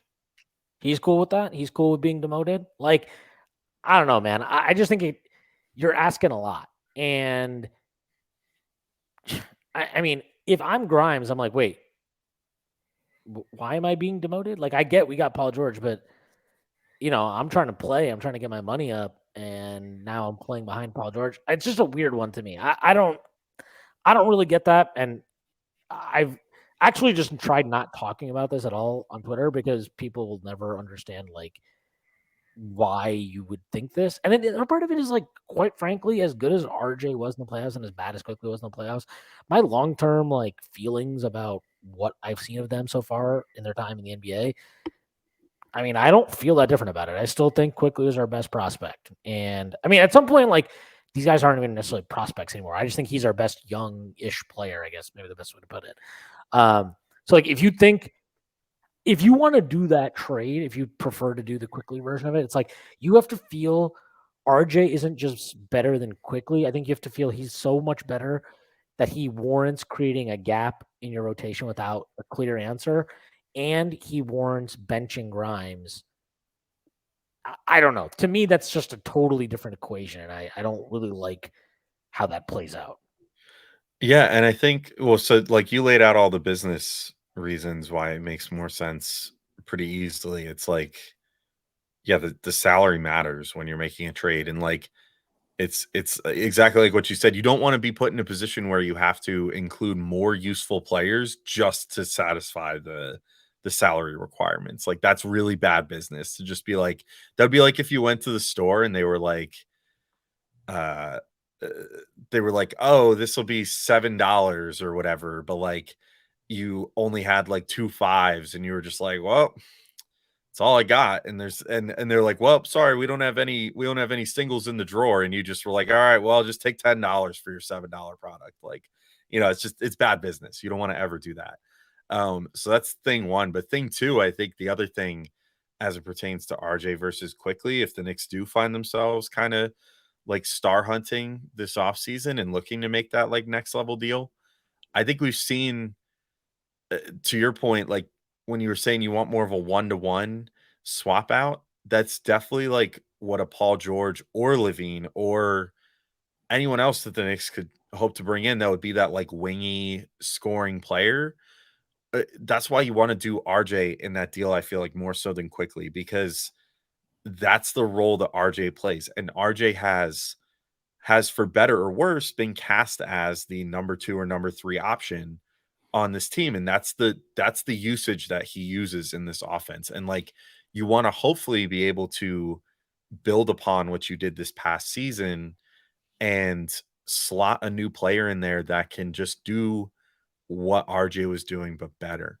And like if you trade Quickly and you keep RJ and now all of a sudden you have RJ out there with Paul George in the starting lineup, and again to your point you demote Quentin Grimes. Well, now what is RJ going to be doing? He's going to be essentially Have him playing. do Quentin Grimes stuff. Yeah, but worse because he's not as good of a shooter, and it's like, Right. okay, well, now he can get inside a little better, but like, what are you gonna do? Just have him attack closeouts all day and not be able to shoot? He's gonna essentially turn into Josh Hart in the playoffs out there. You know what I mean? Like, there's a chance that essentially becomes his role at that point. Is just a guy that can't really shoot, that can get inside and do some stuff, but like that's pretty much it. Whereas Quickly, you already know, can play off of a multitude of different players. He can play a multitude of different roles in your offense. Like he maybe Quickly never ends up being a 20-point per game scorer like RJ Barrett has been in his career. Maybe he never becomes that guy and look, this is not even saying I don't think he's capable of it, because I think that we've seen that he can be at certain times, even during this season and last season, every season of his career so far. So like, it's not even to say he can't be, but even if he never becomes that high usage guy that you need to count on to, be that second or third scoring option in your offense, that he's got a lot of other things that he can bring to the table. That he's a plus minus god. That like he can basically be like, I mean, maybe it's like No, I don't want to say this is blasphemous. I know it's probably just a sore comparison because like this guy is an asshole, but he's not in the division anymore, so I guess it doesn't matter. But he could, in theory, be like your slightly better scoring Marcus Smart. You know what I mean? Like a guy that maybe won't ever be the first, second, or third scoring option on your team, but that is going to go out there and demonstrably make your team better every time he's on the floor.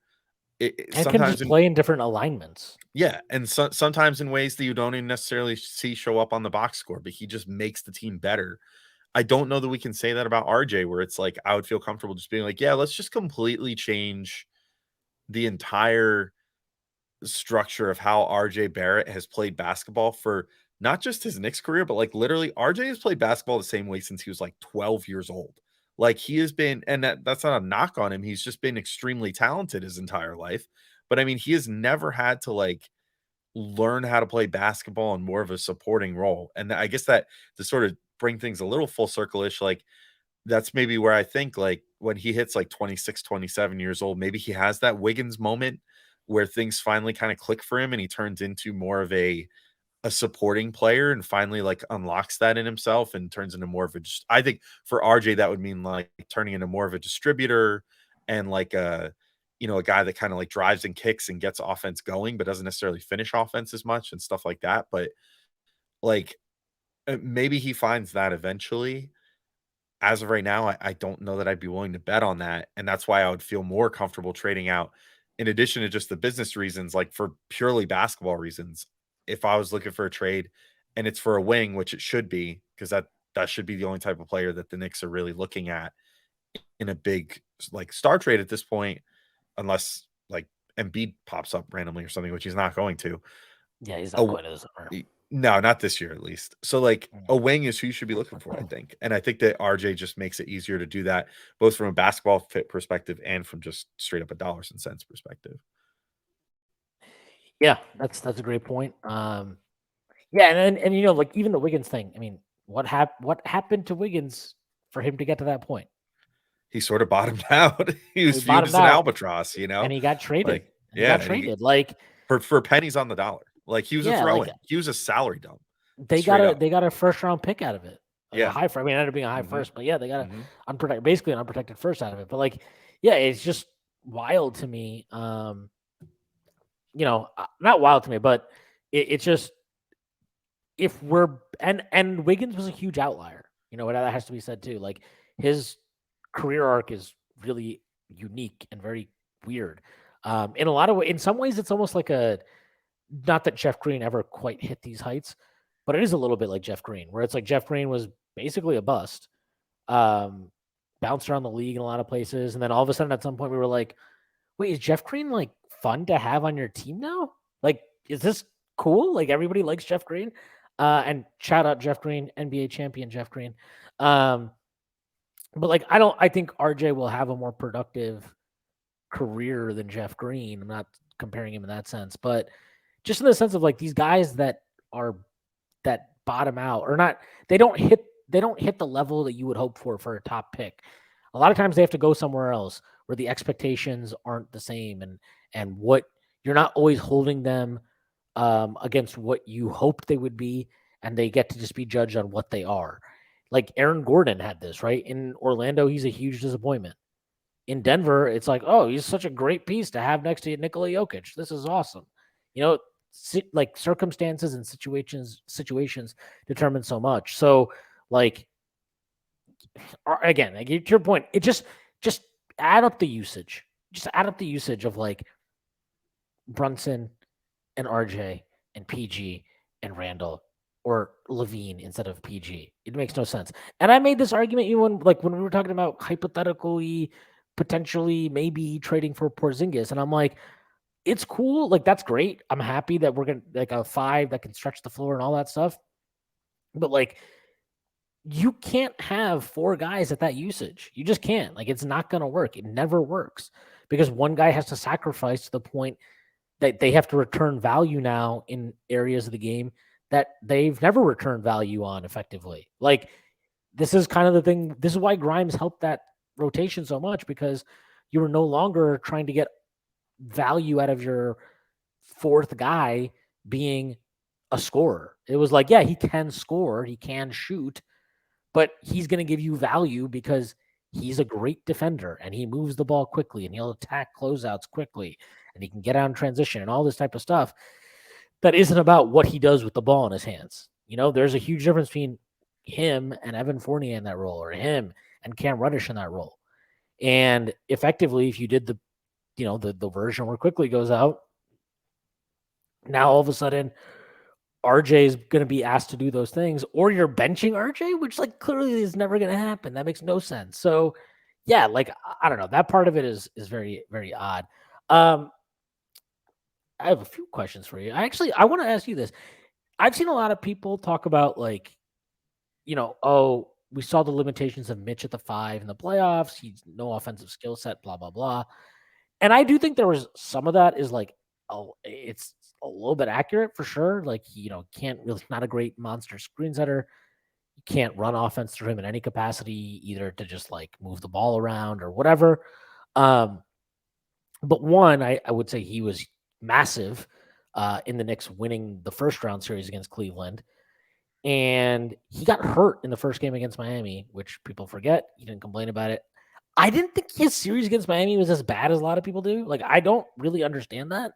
And I would say that a lot of the stuff that he struggled with was like, oh, we didn't catch the ball cleanly. I'm like, okay, yeah, I agree with that. It's also hard to catch the ball cleanly sometimes if Julius is going to throw fucking like Bobby Wagner fucking fastballs at your head.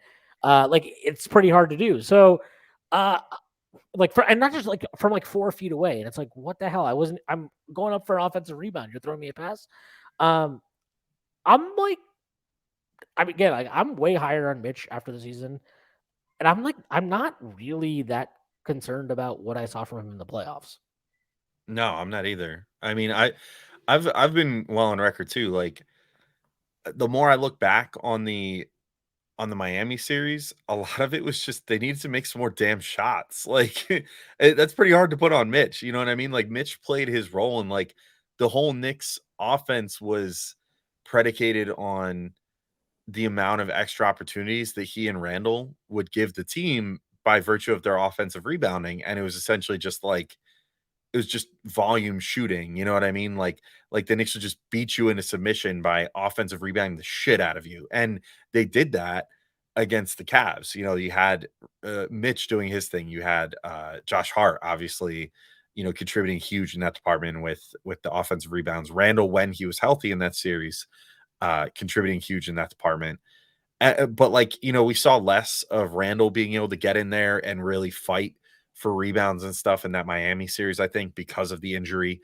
Like, that's literally how he re-hurt himself in the Cavs series, was he went in and stepped on someone's foot again. And I think that he was very obviously trying to avoid doing that again in the Miami series. And so, like, if you're going to leave it up to Mitch and then be like, well, it's perfectly acceptable if we shoot 23% from 3, it's up to you to make sure that all of those are cleaned up against one of your better contemporaries in the league, and Bam Adebayo, plus a team that rebounds, like that scraps for rebounds at every position as well as we do. Like, that's horseshit. Like, if you're going to put that on Mitch, I thought that Mitch was fine in the playoffs. Like, I'm fine with keeping him going forward. I'm kind of with you. Like, I would have loved the idea of potentially adding Porzingis. In the very idealistic way of looking at it, of like, yeah, you always want to have more shooting at the 5. I will say one thing that I looked up immediately that I needed clarification on was like, has Porzingis's like rebounding percentage gotten better? Because that can't be what it used to be if you want this version of the Knicks to be able to absorb bringing him in. Even if you have a Josh Hart and a Julius Randle there to help a bit in that department. And I was pleasantly surprised when I looked at his rebounding numbers. Like, I was like, okay, it's kind of like Mitch, where the hard numbers don't really suggest his rebounding impact at this point. Like, it seemed like his rebound percentages and his like box out percentages and junk like that had gotten way better than when he was with the Knicks. So like, yes, that sort of move maybe could have been cool. If the Knicks had an opportunity where they could like somehow get like Brook Lopez and slot him in, then that would be a perfect fit. You know what I mean? Because then you get the best of both worlds. You still get your rebounding, you still get your rim protection, and you get some 3-point shooting. I mean, but that's why Brook Lopez is probably going to make a fuck ton of money this summer. Oh, yeah. Because I'm happy for him. It's time for him to cash out. Good for him. Yeah, I mean, it's his last chance to make like a big ass payday, and he's gonna get it because he's turned into the best version of himself at like 33 years old or however old he is now. But that's the other thing is like how many players are like that in the NBA? There's like, I mean, if you consider Porzingis one of them and Lopez the second one, like, is that it? Like, there's very few players that are going to give you sort of that best of both worlds scenario. The Knicks thought maybe they had that guy in Hartenstein last year, and then it was like, nah, he can't really shoot.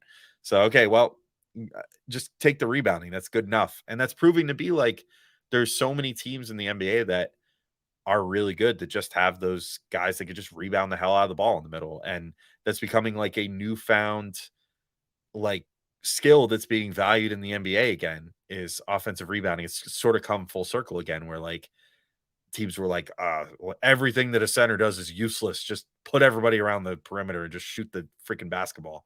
And now all of a sudden they're realizing, wait a minute, like if we leave a guy inside that can actually rebound the ball and set up scenarios where he could be there to rebound it, suddenly you get all these extra possessions, and 2 points is still 2 points from 2 feet away. And maybe this is valuable again. Are there ways that I think the team could be better with a center that could stretch the floor? Yeah, but like I also think we're seeing that there's a ton of value in continuity, and that all these players are on the Knicks, especially, are finally starting to learn how to play together. Doesn't seem like Tibbs is going to go anywhere anytime soon. So, it's probably best that you have guys that know how to do what he's going to expect out of them. And like as far as that's concerned, like Mitch is the best possible version of what Tibbs expects out of that position at this point. And I'm just like you. I came out of last season or this past season, whatever, like super high on Mitch and where he's at right now as a player. And I love Hartenstein as his backup as well because I think that he offers many of the same things in a good way. But like, Mitch is fine by me. Like I'm fine with riding with him going forward. It, like Mitch in the center position is not anything that I look at as this big imminent thing of like I gotta upgrade this soon if I want to be good as a team. Like I think the Knicks can be plenty good with Mitchell Robinson as their center going forward. Yeah, yeah, no, I definitely agree. I'm like, I don't think we've reached the point yet where he's even close to the biggest issue with the team. And like, No. if Randall had played well, then it'd be a little bit easier to maybe see that and discuss it. But like, he didn't play well, and I reject the idea that he didn't play well because like Mitch was there or something. Like that just isn't what happened. So yeah, like I'm good with Mitch. I think the Knicks should definitely keep him. I'm not really interested in moving off of him right now. Honestly, their entire center rotation right now, I'm like if they could, I would gladly. I'd love to keep Hartenstein around, like even past this season, because I know he's technically an expiring contract, or not. He is an expiring contract this year, but I hope they find a way to keep him around because he's still pretty young. I mean, him and Mitch are basically the same age. It'd be great to have those guys locked in for like the next couple of years beyond this, and just not have to worry about that position for the time being.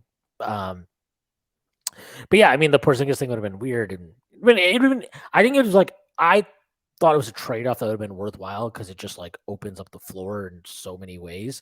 But also, like, I don't really love the idea of most stretch five because I think most fives don't shoot it well enough for it to matter. Like, Porzingis is just one of those rare guys who it's actually worth it because he has that type of gravity. So I'm interested in that. But like, I mean, we'll see what happens with the Celtics, but like, they're definitely an interesting team in that sense because they have obviously made a huge move here, and we'll see how it pays off for them. Good, bad, the other, but definitely curious to see it. What are your thoughts on just like with regard to Quickley? Are you interested? Like, do you think they're going to extend him, or what do you think happens here? I think they're going to. I think if for no other reason than what you mentioned before, that they'll see the value in giving him an extension and just say like, hey, if he just continues on the curve that he's on currently of getting better every year, like he'll be well worth whatever contract we give him right at this moment and will be a valuable trade chip down the line if that's how they want to view him. But even if they view him as like this guy's gonna be a great long-term piece. If they can lock him up for like 20 million a season or something like that, which some people still don't understand, the 20 million a season is not the number it used to be. I mean, I It's less understand that than Brogdon's making right now. exactly. Like I understand that that's like that was like the amount that they signed like Amari Stoudemire to back in the day or whatever. And it's like, oh my God, 20 million. It's like, calm the fuck down. Like that's not that much money anymore. Like the salary cap when the Knicks signed Amari was like $60 million. Now it's like in the next few years, it might be $160 million. Like it's the landscape of the NBA has gone bonkers from a rev share perspective and a salary cap perspective in the last like 6-7 years, like ever since that 2016 a huge spike that it took. And then it somehow has continued to just like go through the roof ever since then. I don't know where the NBA is like printing all this money from. But it's not going to Probably the stop same place the anytime federal soon. government is. Pretty much. Yeah. I mean, it's not going to stop anytime soon. So the salary cap's going to keep going up. So, got a couple extra 100 million.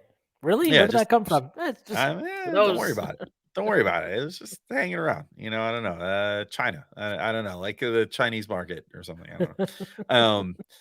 But yeah, I think if you could sign quickly to like 20 million or something like that, like that's again, he's either going to be a value contract or he's going to be an extremely valuable trade chip where you can look at him and say, hey, this is a big chunk of salary, but he's arguably underpaid. And being arguably underpaid is going to be not necessarily a skill, but it'll be an asset, like in trade negotiations going forward with how this new cap is going to be and how the new CBA is going to be and all that stuff. So I think that they're going to re-sign him. I think they're going to do it this offseason. I think we're going to get it around the same time as RJ's extension last offseason, maybe even a little earlier, because I don't think that hopefully like now that they have RJ to dangle as the big salary in trade talks, it's not like last year where they just had all these young guys that were all on their early deals, where you couldn't be like, well, we got the one young guy that's paid, so he can go out in this trade.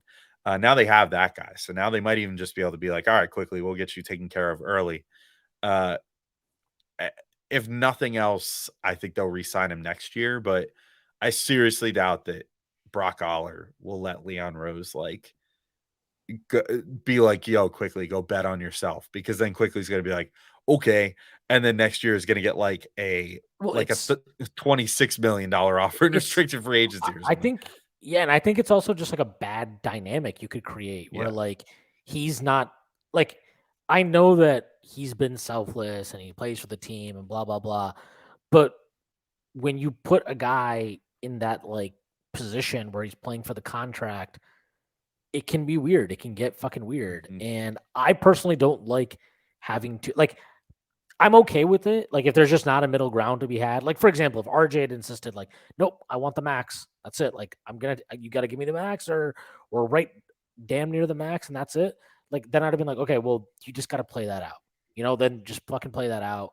And it is what it is. But like, I feel like Quickley's not going to hold out for a max. The fact that the Knicks can give him a 5th year, I feel like is an advantage. 5 100, 5,105, something like 5,105, something like that feels okay. I'd be comfortable with those numbers.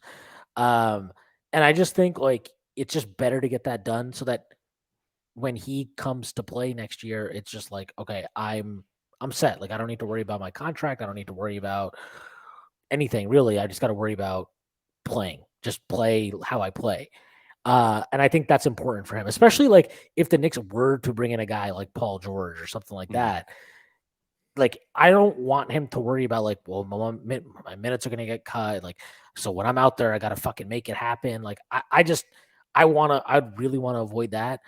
And I like, this is a reason why I kind of think the Knicks should probably move on from Obi, just because, I mean, he's only going to play fucking 15 minutes a night. So, if he's out there in a contract year, he's just going to be jacking up shots, like just and I understand that. I don't even like really blame him for that. Like, that's what I would do too if I were in his position. So, and then, I mean, quite honestly, like, if you're committed to Julius Randle, then it is what it is. Like, you don't have the space to dedicate enough time to a guy like Obi Toppin, and you just need to move on and call for what it is, because like you don't have you've not been committed to him in the same way you have been to Immanuel Quickley, and you haven't given him the runway that a guy like Quickley has earned for himself. It's just, I mean, look, to some degree, some of this is earned, right? Like Quickley has earned it. I'm not going to say, I mean, Obi, I don't think has been done right by for sure, but like to me, like he hasn't been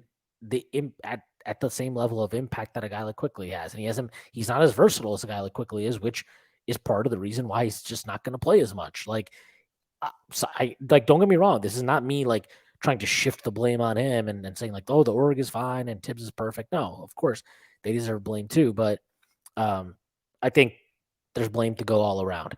And to some degree anyway. I think Obi's just been in a bad situation. It's time for him to exit. I am curious though, last topic before we get out of here. The Knicks, obviously, as we talked about earlier, they've been linked heavily to Donte DiVincenzo. Like what do you feel about that? Because I've seen a lot of like, he's small and we already have enough guards and we have enough this, and like I do get that. But my thinking, and I'm just wondering, this is like what I wonder, think to myself. I'm like, if the Knicks did get Paul George and the exact kind of player package we talked about, even if they don't get Paul George, they run it back. Like, is getting Donte DiVincenzo and trading out Obi and like forcing Tibbs into a situation where he has to play small in those minutes when Randall's not playing, is that awful? Like, I don't hate that. And like, I understand the idea that, well, if you want to do that, you would ideally sign another wing and not like a guard. And I do get that. Well, I mean, the two things I would say is DiVincenzo rebounds really well. Like, he plays bigger than his size, which seems to be a thing they're comfortable. Like, they seem comfortable rolling with undersized lineups with guys that play bigger and play up spots. They've done that with Hart, they've done it with Grimes, they've done it quickly. They've kind of done it with Deuce also. So that seems to be a thing that they're okay with. And then the other thing I would say is just like, show me the wing on the market that you could get for the mid-level exception, and I'm down. But if that guy doesn't exist, then like, should you just use that resource on the best possible option you can get? And if that is, I'm not saying it is DiVincenzo, but let's say it is, like, shouldn't you just fucking do it and worry about it later? Because I feel like when you start avoiding moves altogether, like just because you're worried about Tibbs's ability to manage it, that's just not good. And like, there's a difference between, okay, like DiVincenzo strikes me as a player that Tibbs would like. This is not like getting Cam Reddish and being like, okay, turn Cam Reddish into an NBA player and like deal with his fucking mercurial attitude and the fact that he doesn't rebound and doesn't do anything that you actually want a 6'8" wing to do effectively. Like, this is a totally different thing. This is a type of player Tibbs likes. So if there's even a danger, it's probably that he plays him too much. But like, I don't think you should avoid that move because of you're worried your coach might not be able to manage it. Like, if you independently think it's clogging the rotation, then don't do it. But like, if you just want the good player and you don't think that should be that much of an issue, I think you should do it. Yeah, I think so too. And I mean, first, so to the first point of potentially forcing Tibbs to go small, I also, and I don't mean this to like shit on Obi, because I think that Obi's a better player than the role that he's currently cast in. And like, I guess if I were to quickly button up the Obi thing that you said a second ago, like, I was actually sort of surprised they didn't move him on draft night. And that sort of, more so than anything, maybe makes me think that they feel confident that they're going to make some sort of deal in these next couple weeks, because otherwise I don't know why they wouldn't have like moved Obi for a draft pick to replace his small salary slot with another like rookie player going into this year. But all that aside, like, for the role that they have him cast in right now, which is effectively just like, okay, go out there, back up Julius Randle for 13 minutes and shoot some threes. You could just hit the free agent market and you don't even need the mid-level exception to replace that. Like, go get freaking JaMychal Green, whatever. Like, you see a dude that's going to soak up a few minutes, shoot a couple threes, and like rebound the ball a little bit. Those guys are like, and I mean, again, this is not to say that I think that's look all at George Niang. He's a free agent. Yeah. I know. Yeah. And like that's not to say that I think that that's all that Obi can do, because I think Obi's a better player than that, and probably will end up starting somewhere, some rebuilding team or something, and show that he could do quite a bit more. But like, I like you get those guys are a dime a dozen, like just for that particular role. Like just go spend the minimum on any one of like 50 dudes, and you should be okay.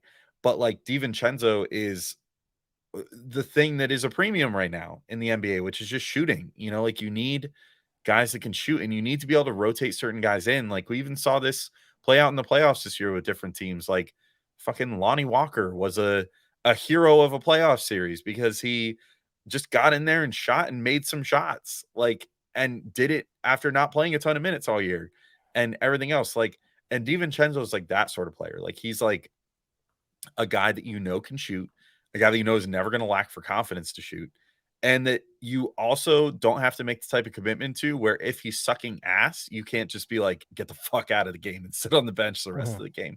You know what I mean? Like he's that sort of player. And so of course I think the Knicks should get that player because they needed that. They needed that in this playoffs. Like they just hit a certain wall at certain points, especially in that Miami series where they just couldn't hit a fucking shot. And you were just like, man, like you can keep throwing Grimes out there, but he can't make the shots right now. Yes, he's creating the gravity, but he's not making anything. Josh Hart can't hit anything. RJ Barrett can't hit anything. Like Jalen Brunson is the only guy out here hitting threes right now out of the backcourt. And like they desperately needed someone that was not Evan Fournier, who's literally like a traffic cone on defense. They needed someone that they could throw out there that would be passable enough on defense and be able to shoot a couple threes on offense and potentially, you know, save a game or two for them just by coming out there for 5 minutes and hitting a couple threes.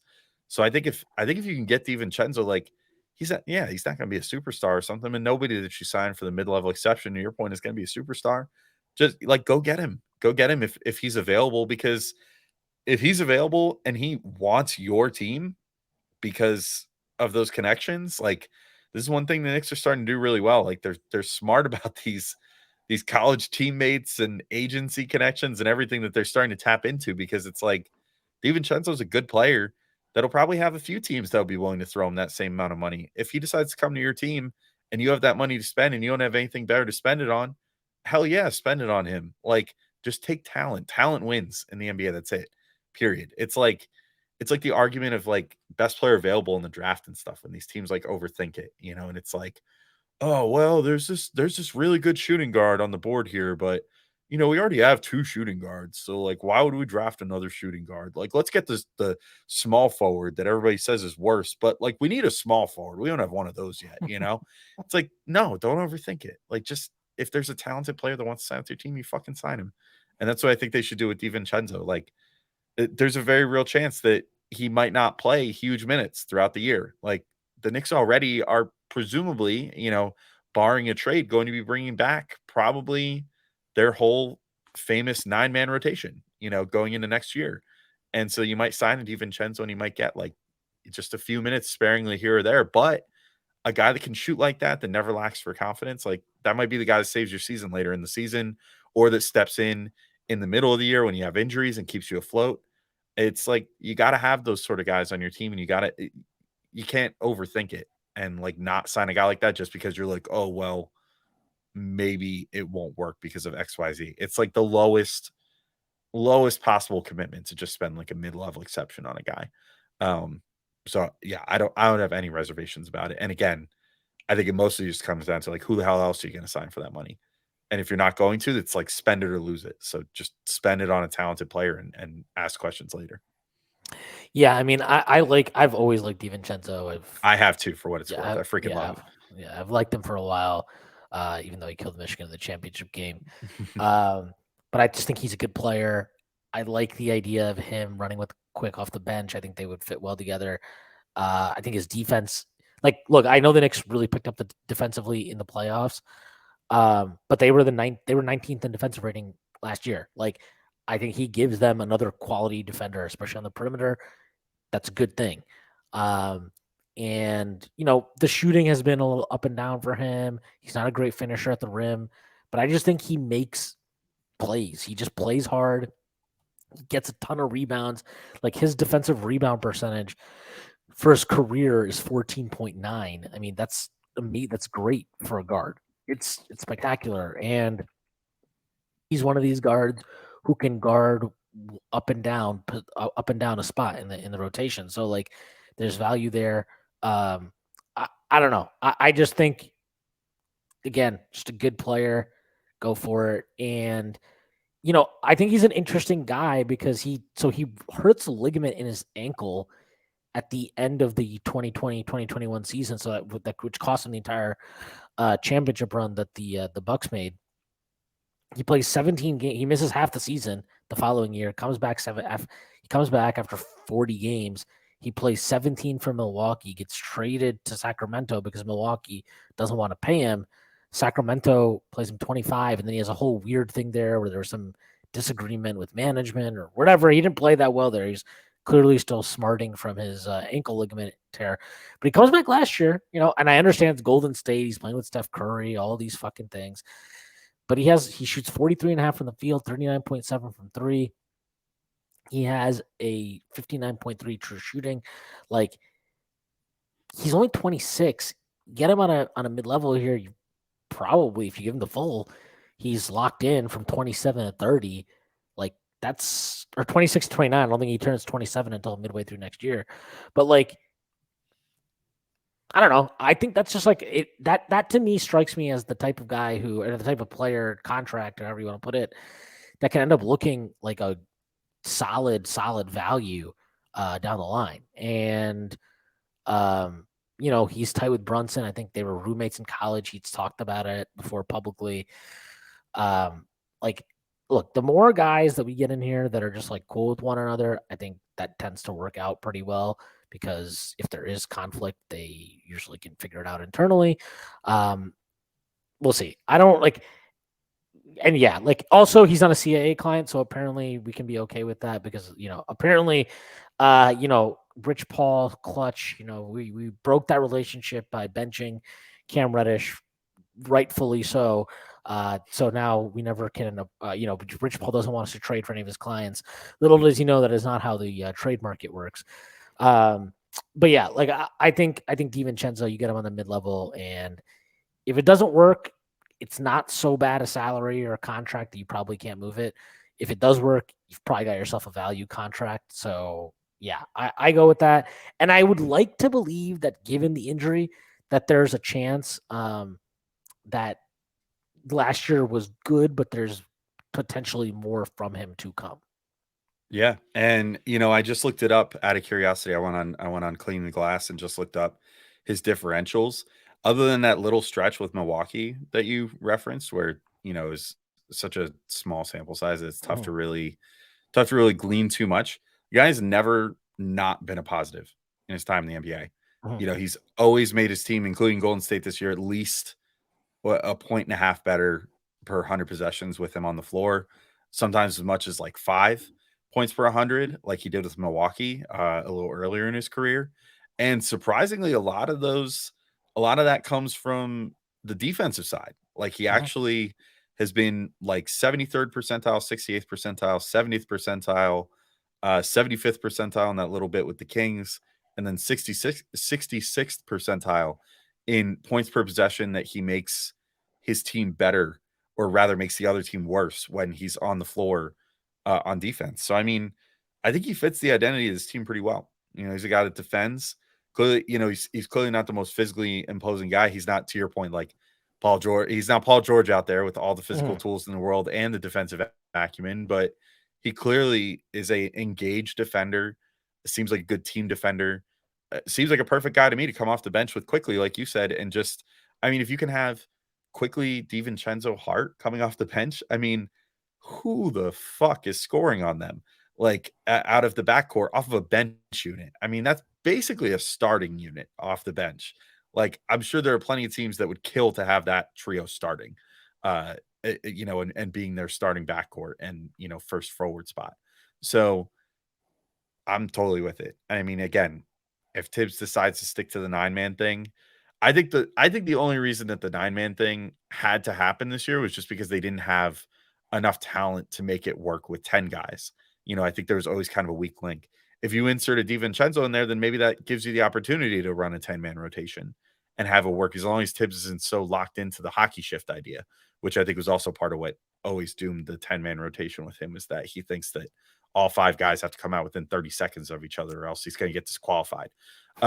So like if he can leave that at the door and play a DiVincenzo like that, like I think that's I think he would be a perfect fit with this team. I mean, he's good. He's just a good basketball player, and that's all you need. You need to just bring talented basketball players to your team and have depth to absorb those inevitable postseason losses, so you're not kind of left there just shrugging and having to play Quentin Grimes, all 48 minutes because that's the only option that you possibly have. And also just stuff like, and even like stuff in trades we're talking about, like, so that if you do consolidate, you still have a decent amount of depth. Like bring in pieces like this are good. So yeah, I'm with you. All right, I think that's a good place to end it. Alex, thank you so much for coming on. Let people know they can find you and plug anything you'd like to plug. Whatever. I mean, you can follow me on Twitter if you want to, just to say that you do. It's the Alex Wolfe. I never tweet anymore, but whatever.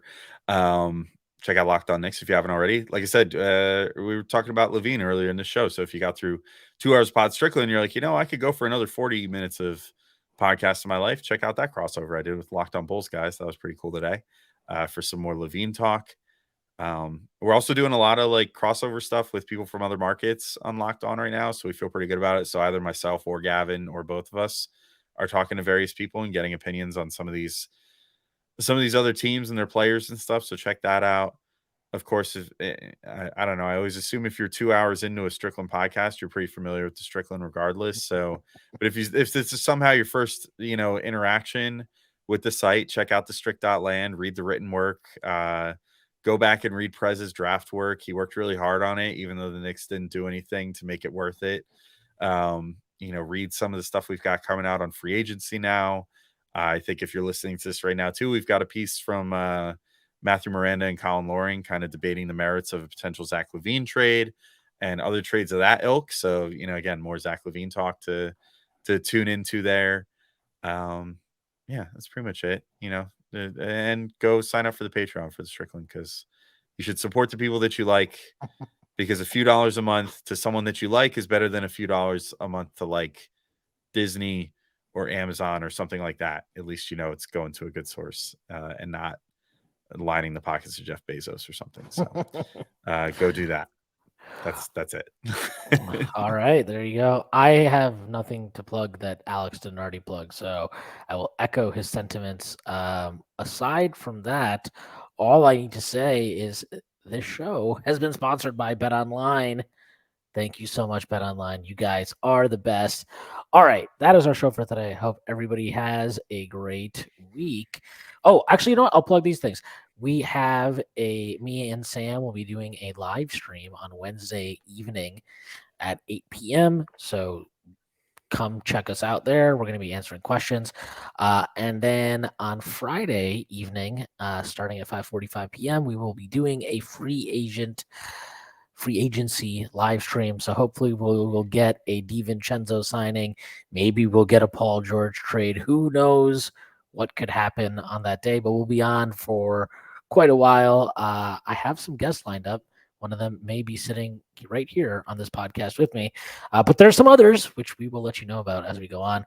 Okay, that is our pod for today, though. Hope everybody has a great rest of the week, and I'll see you on Friday.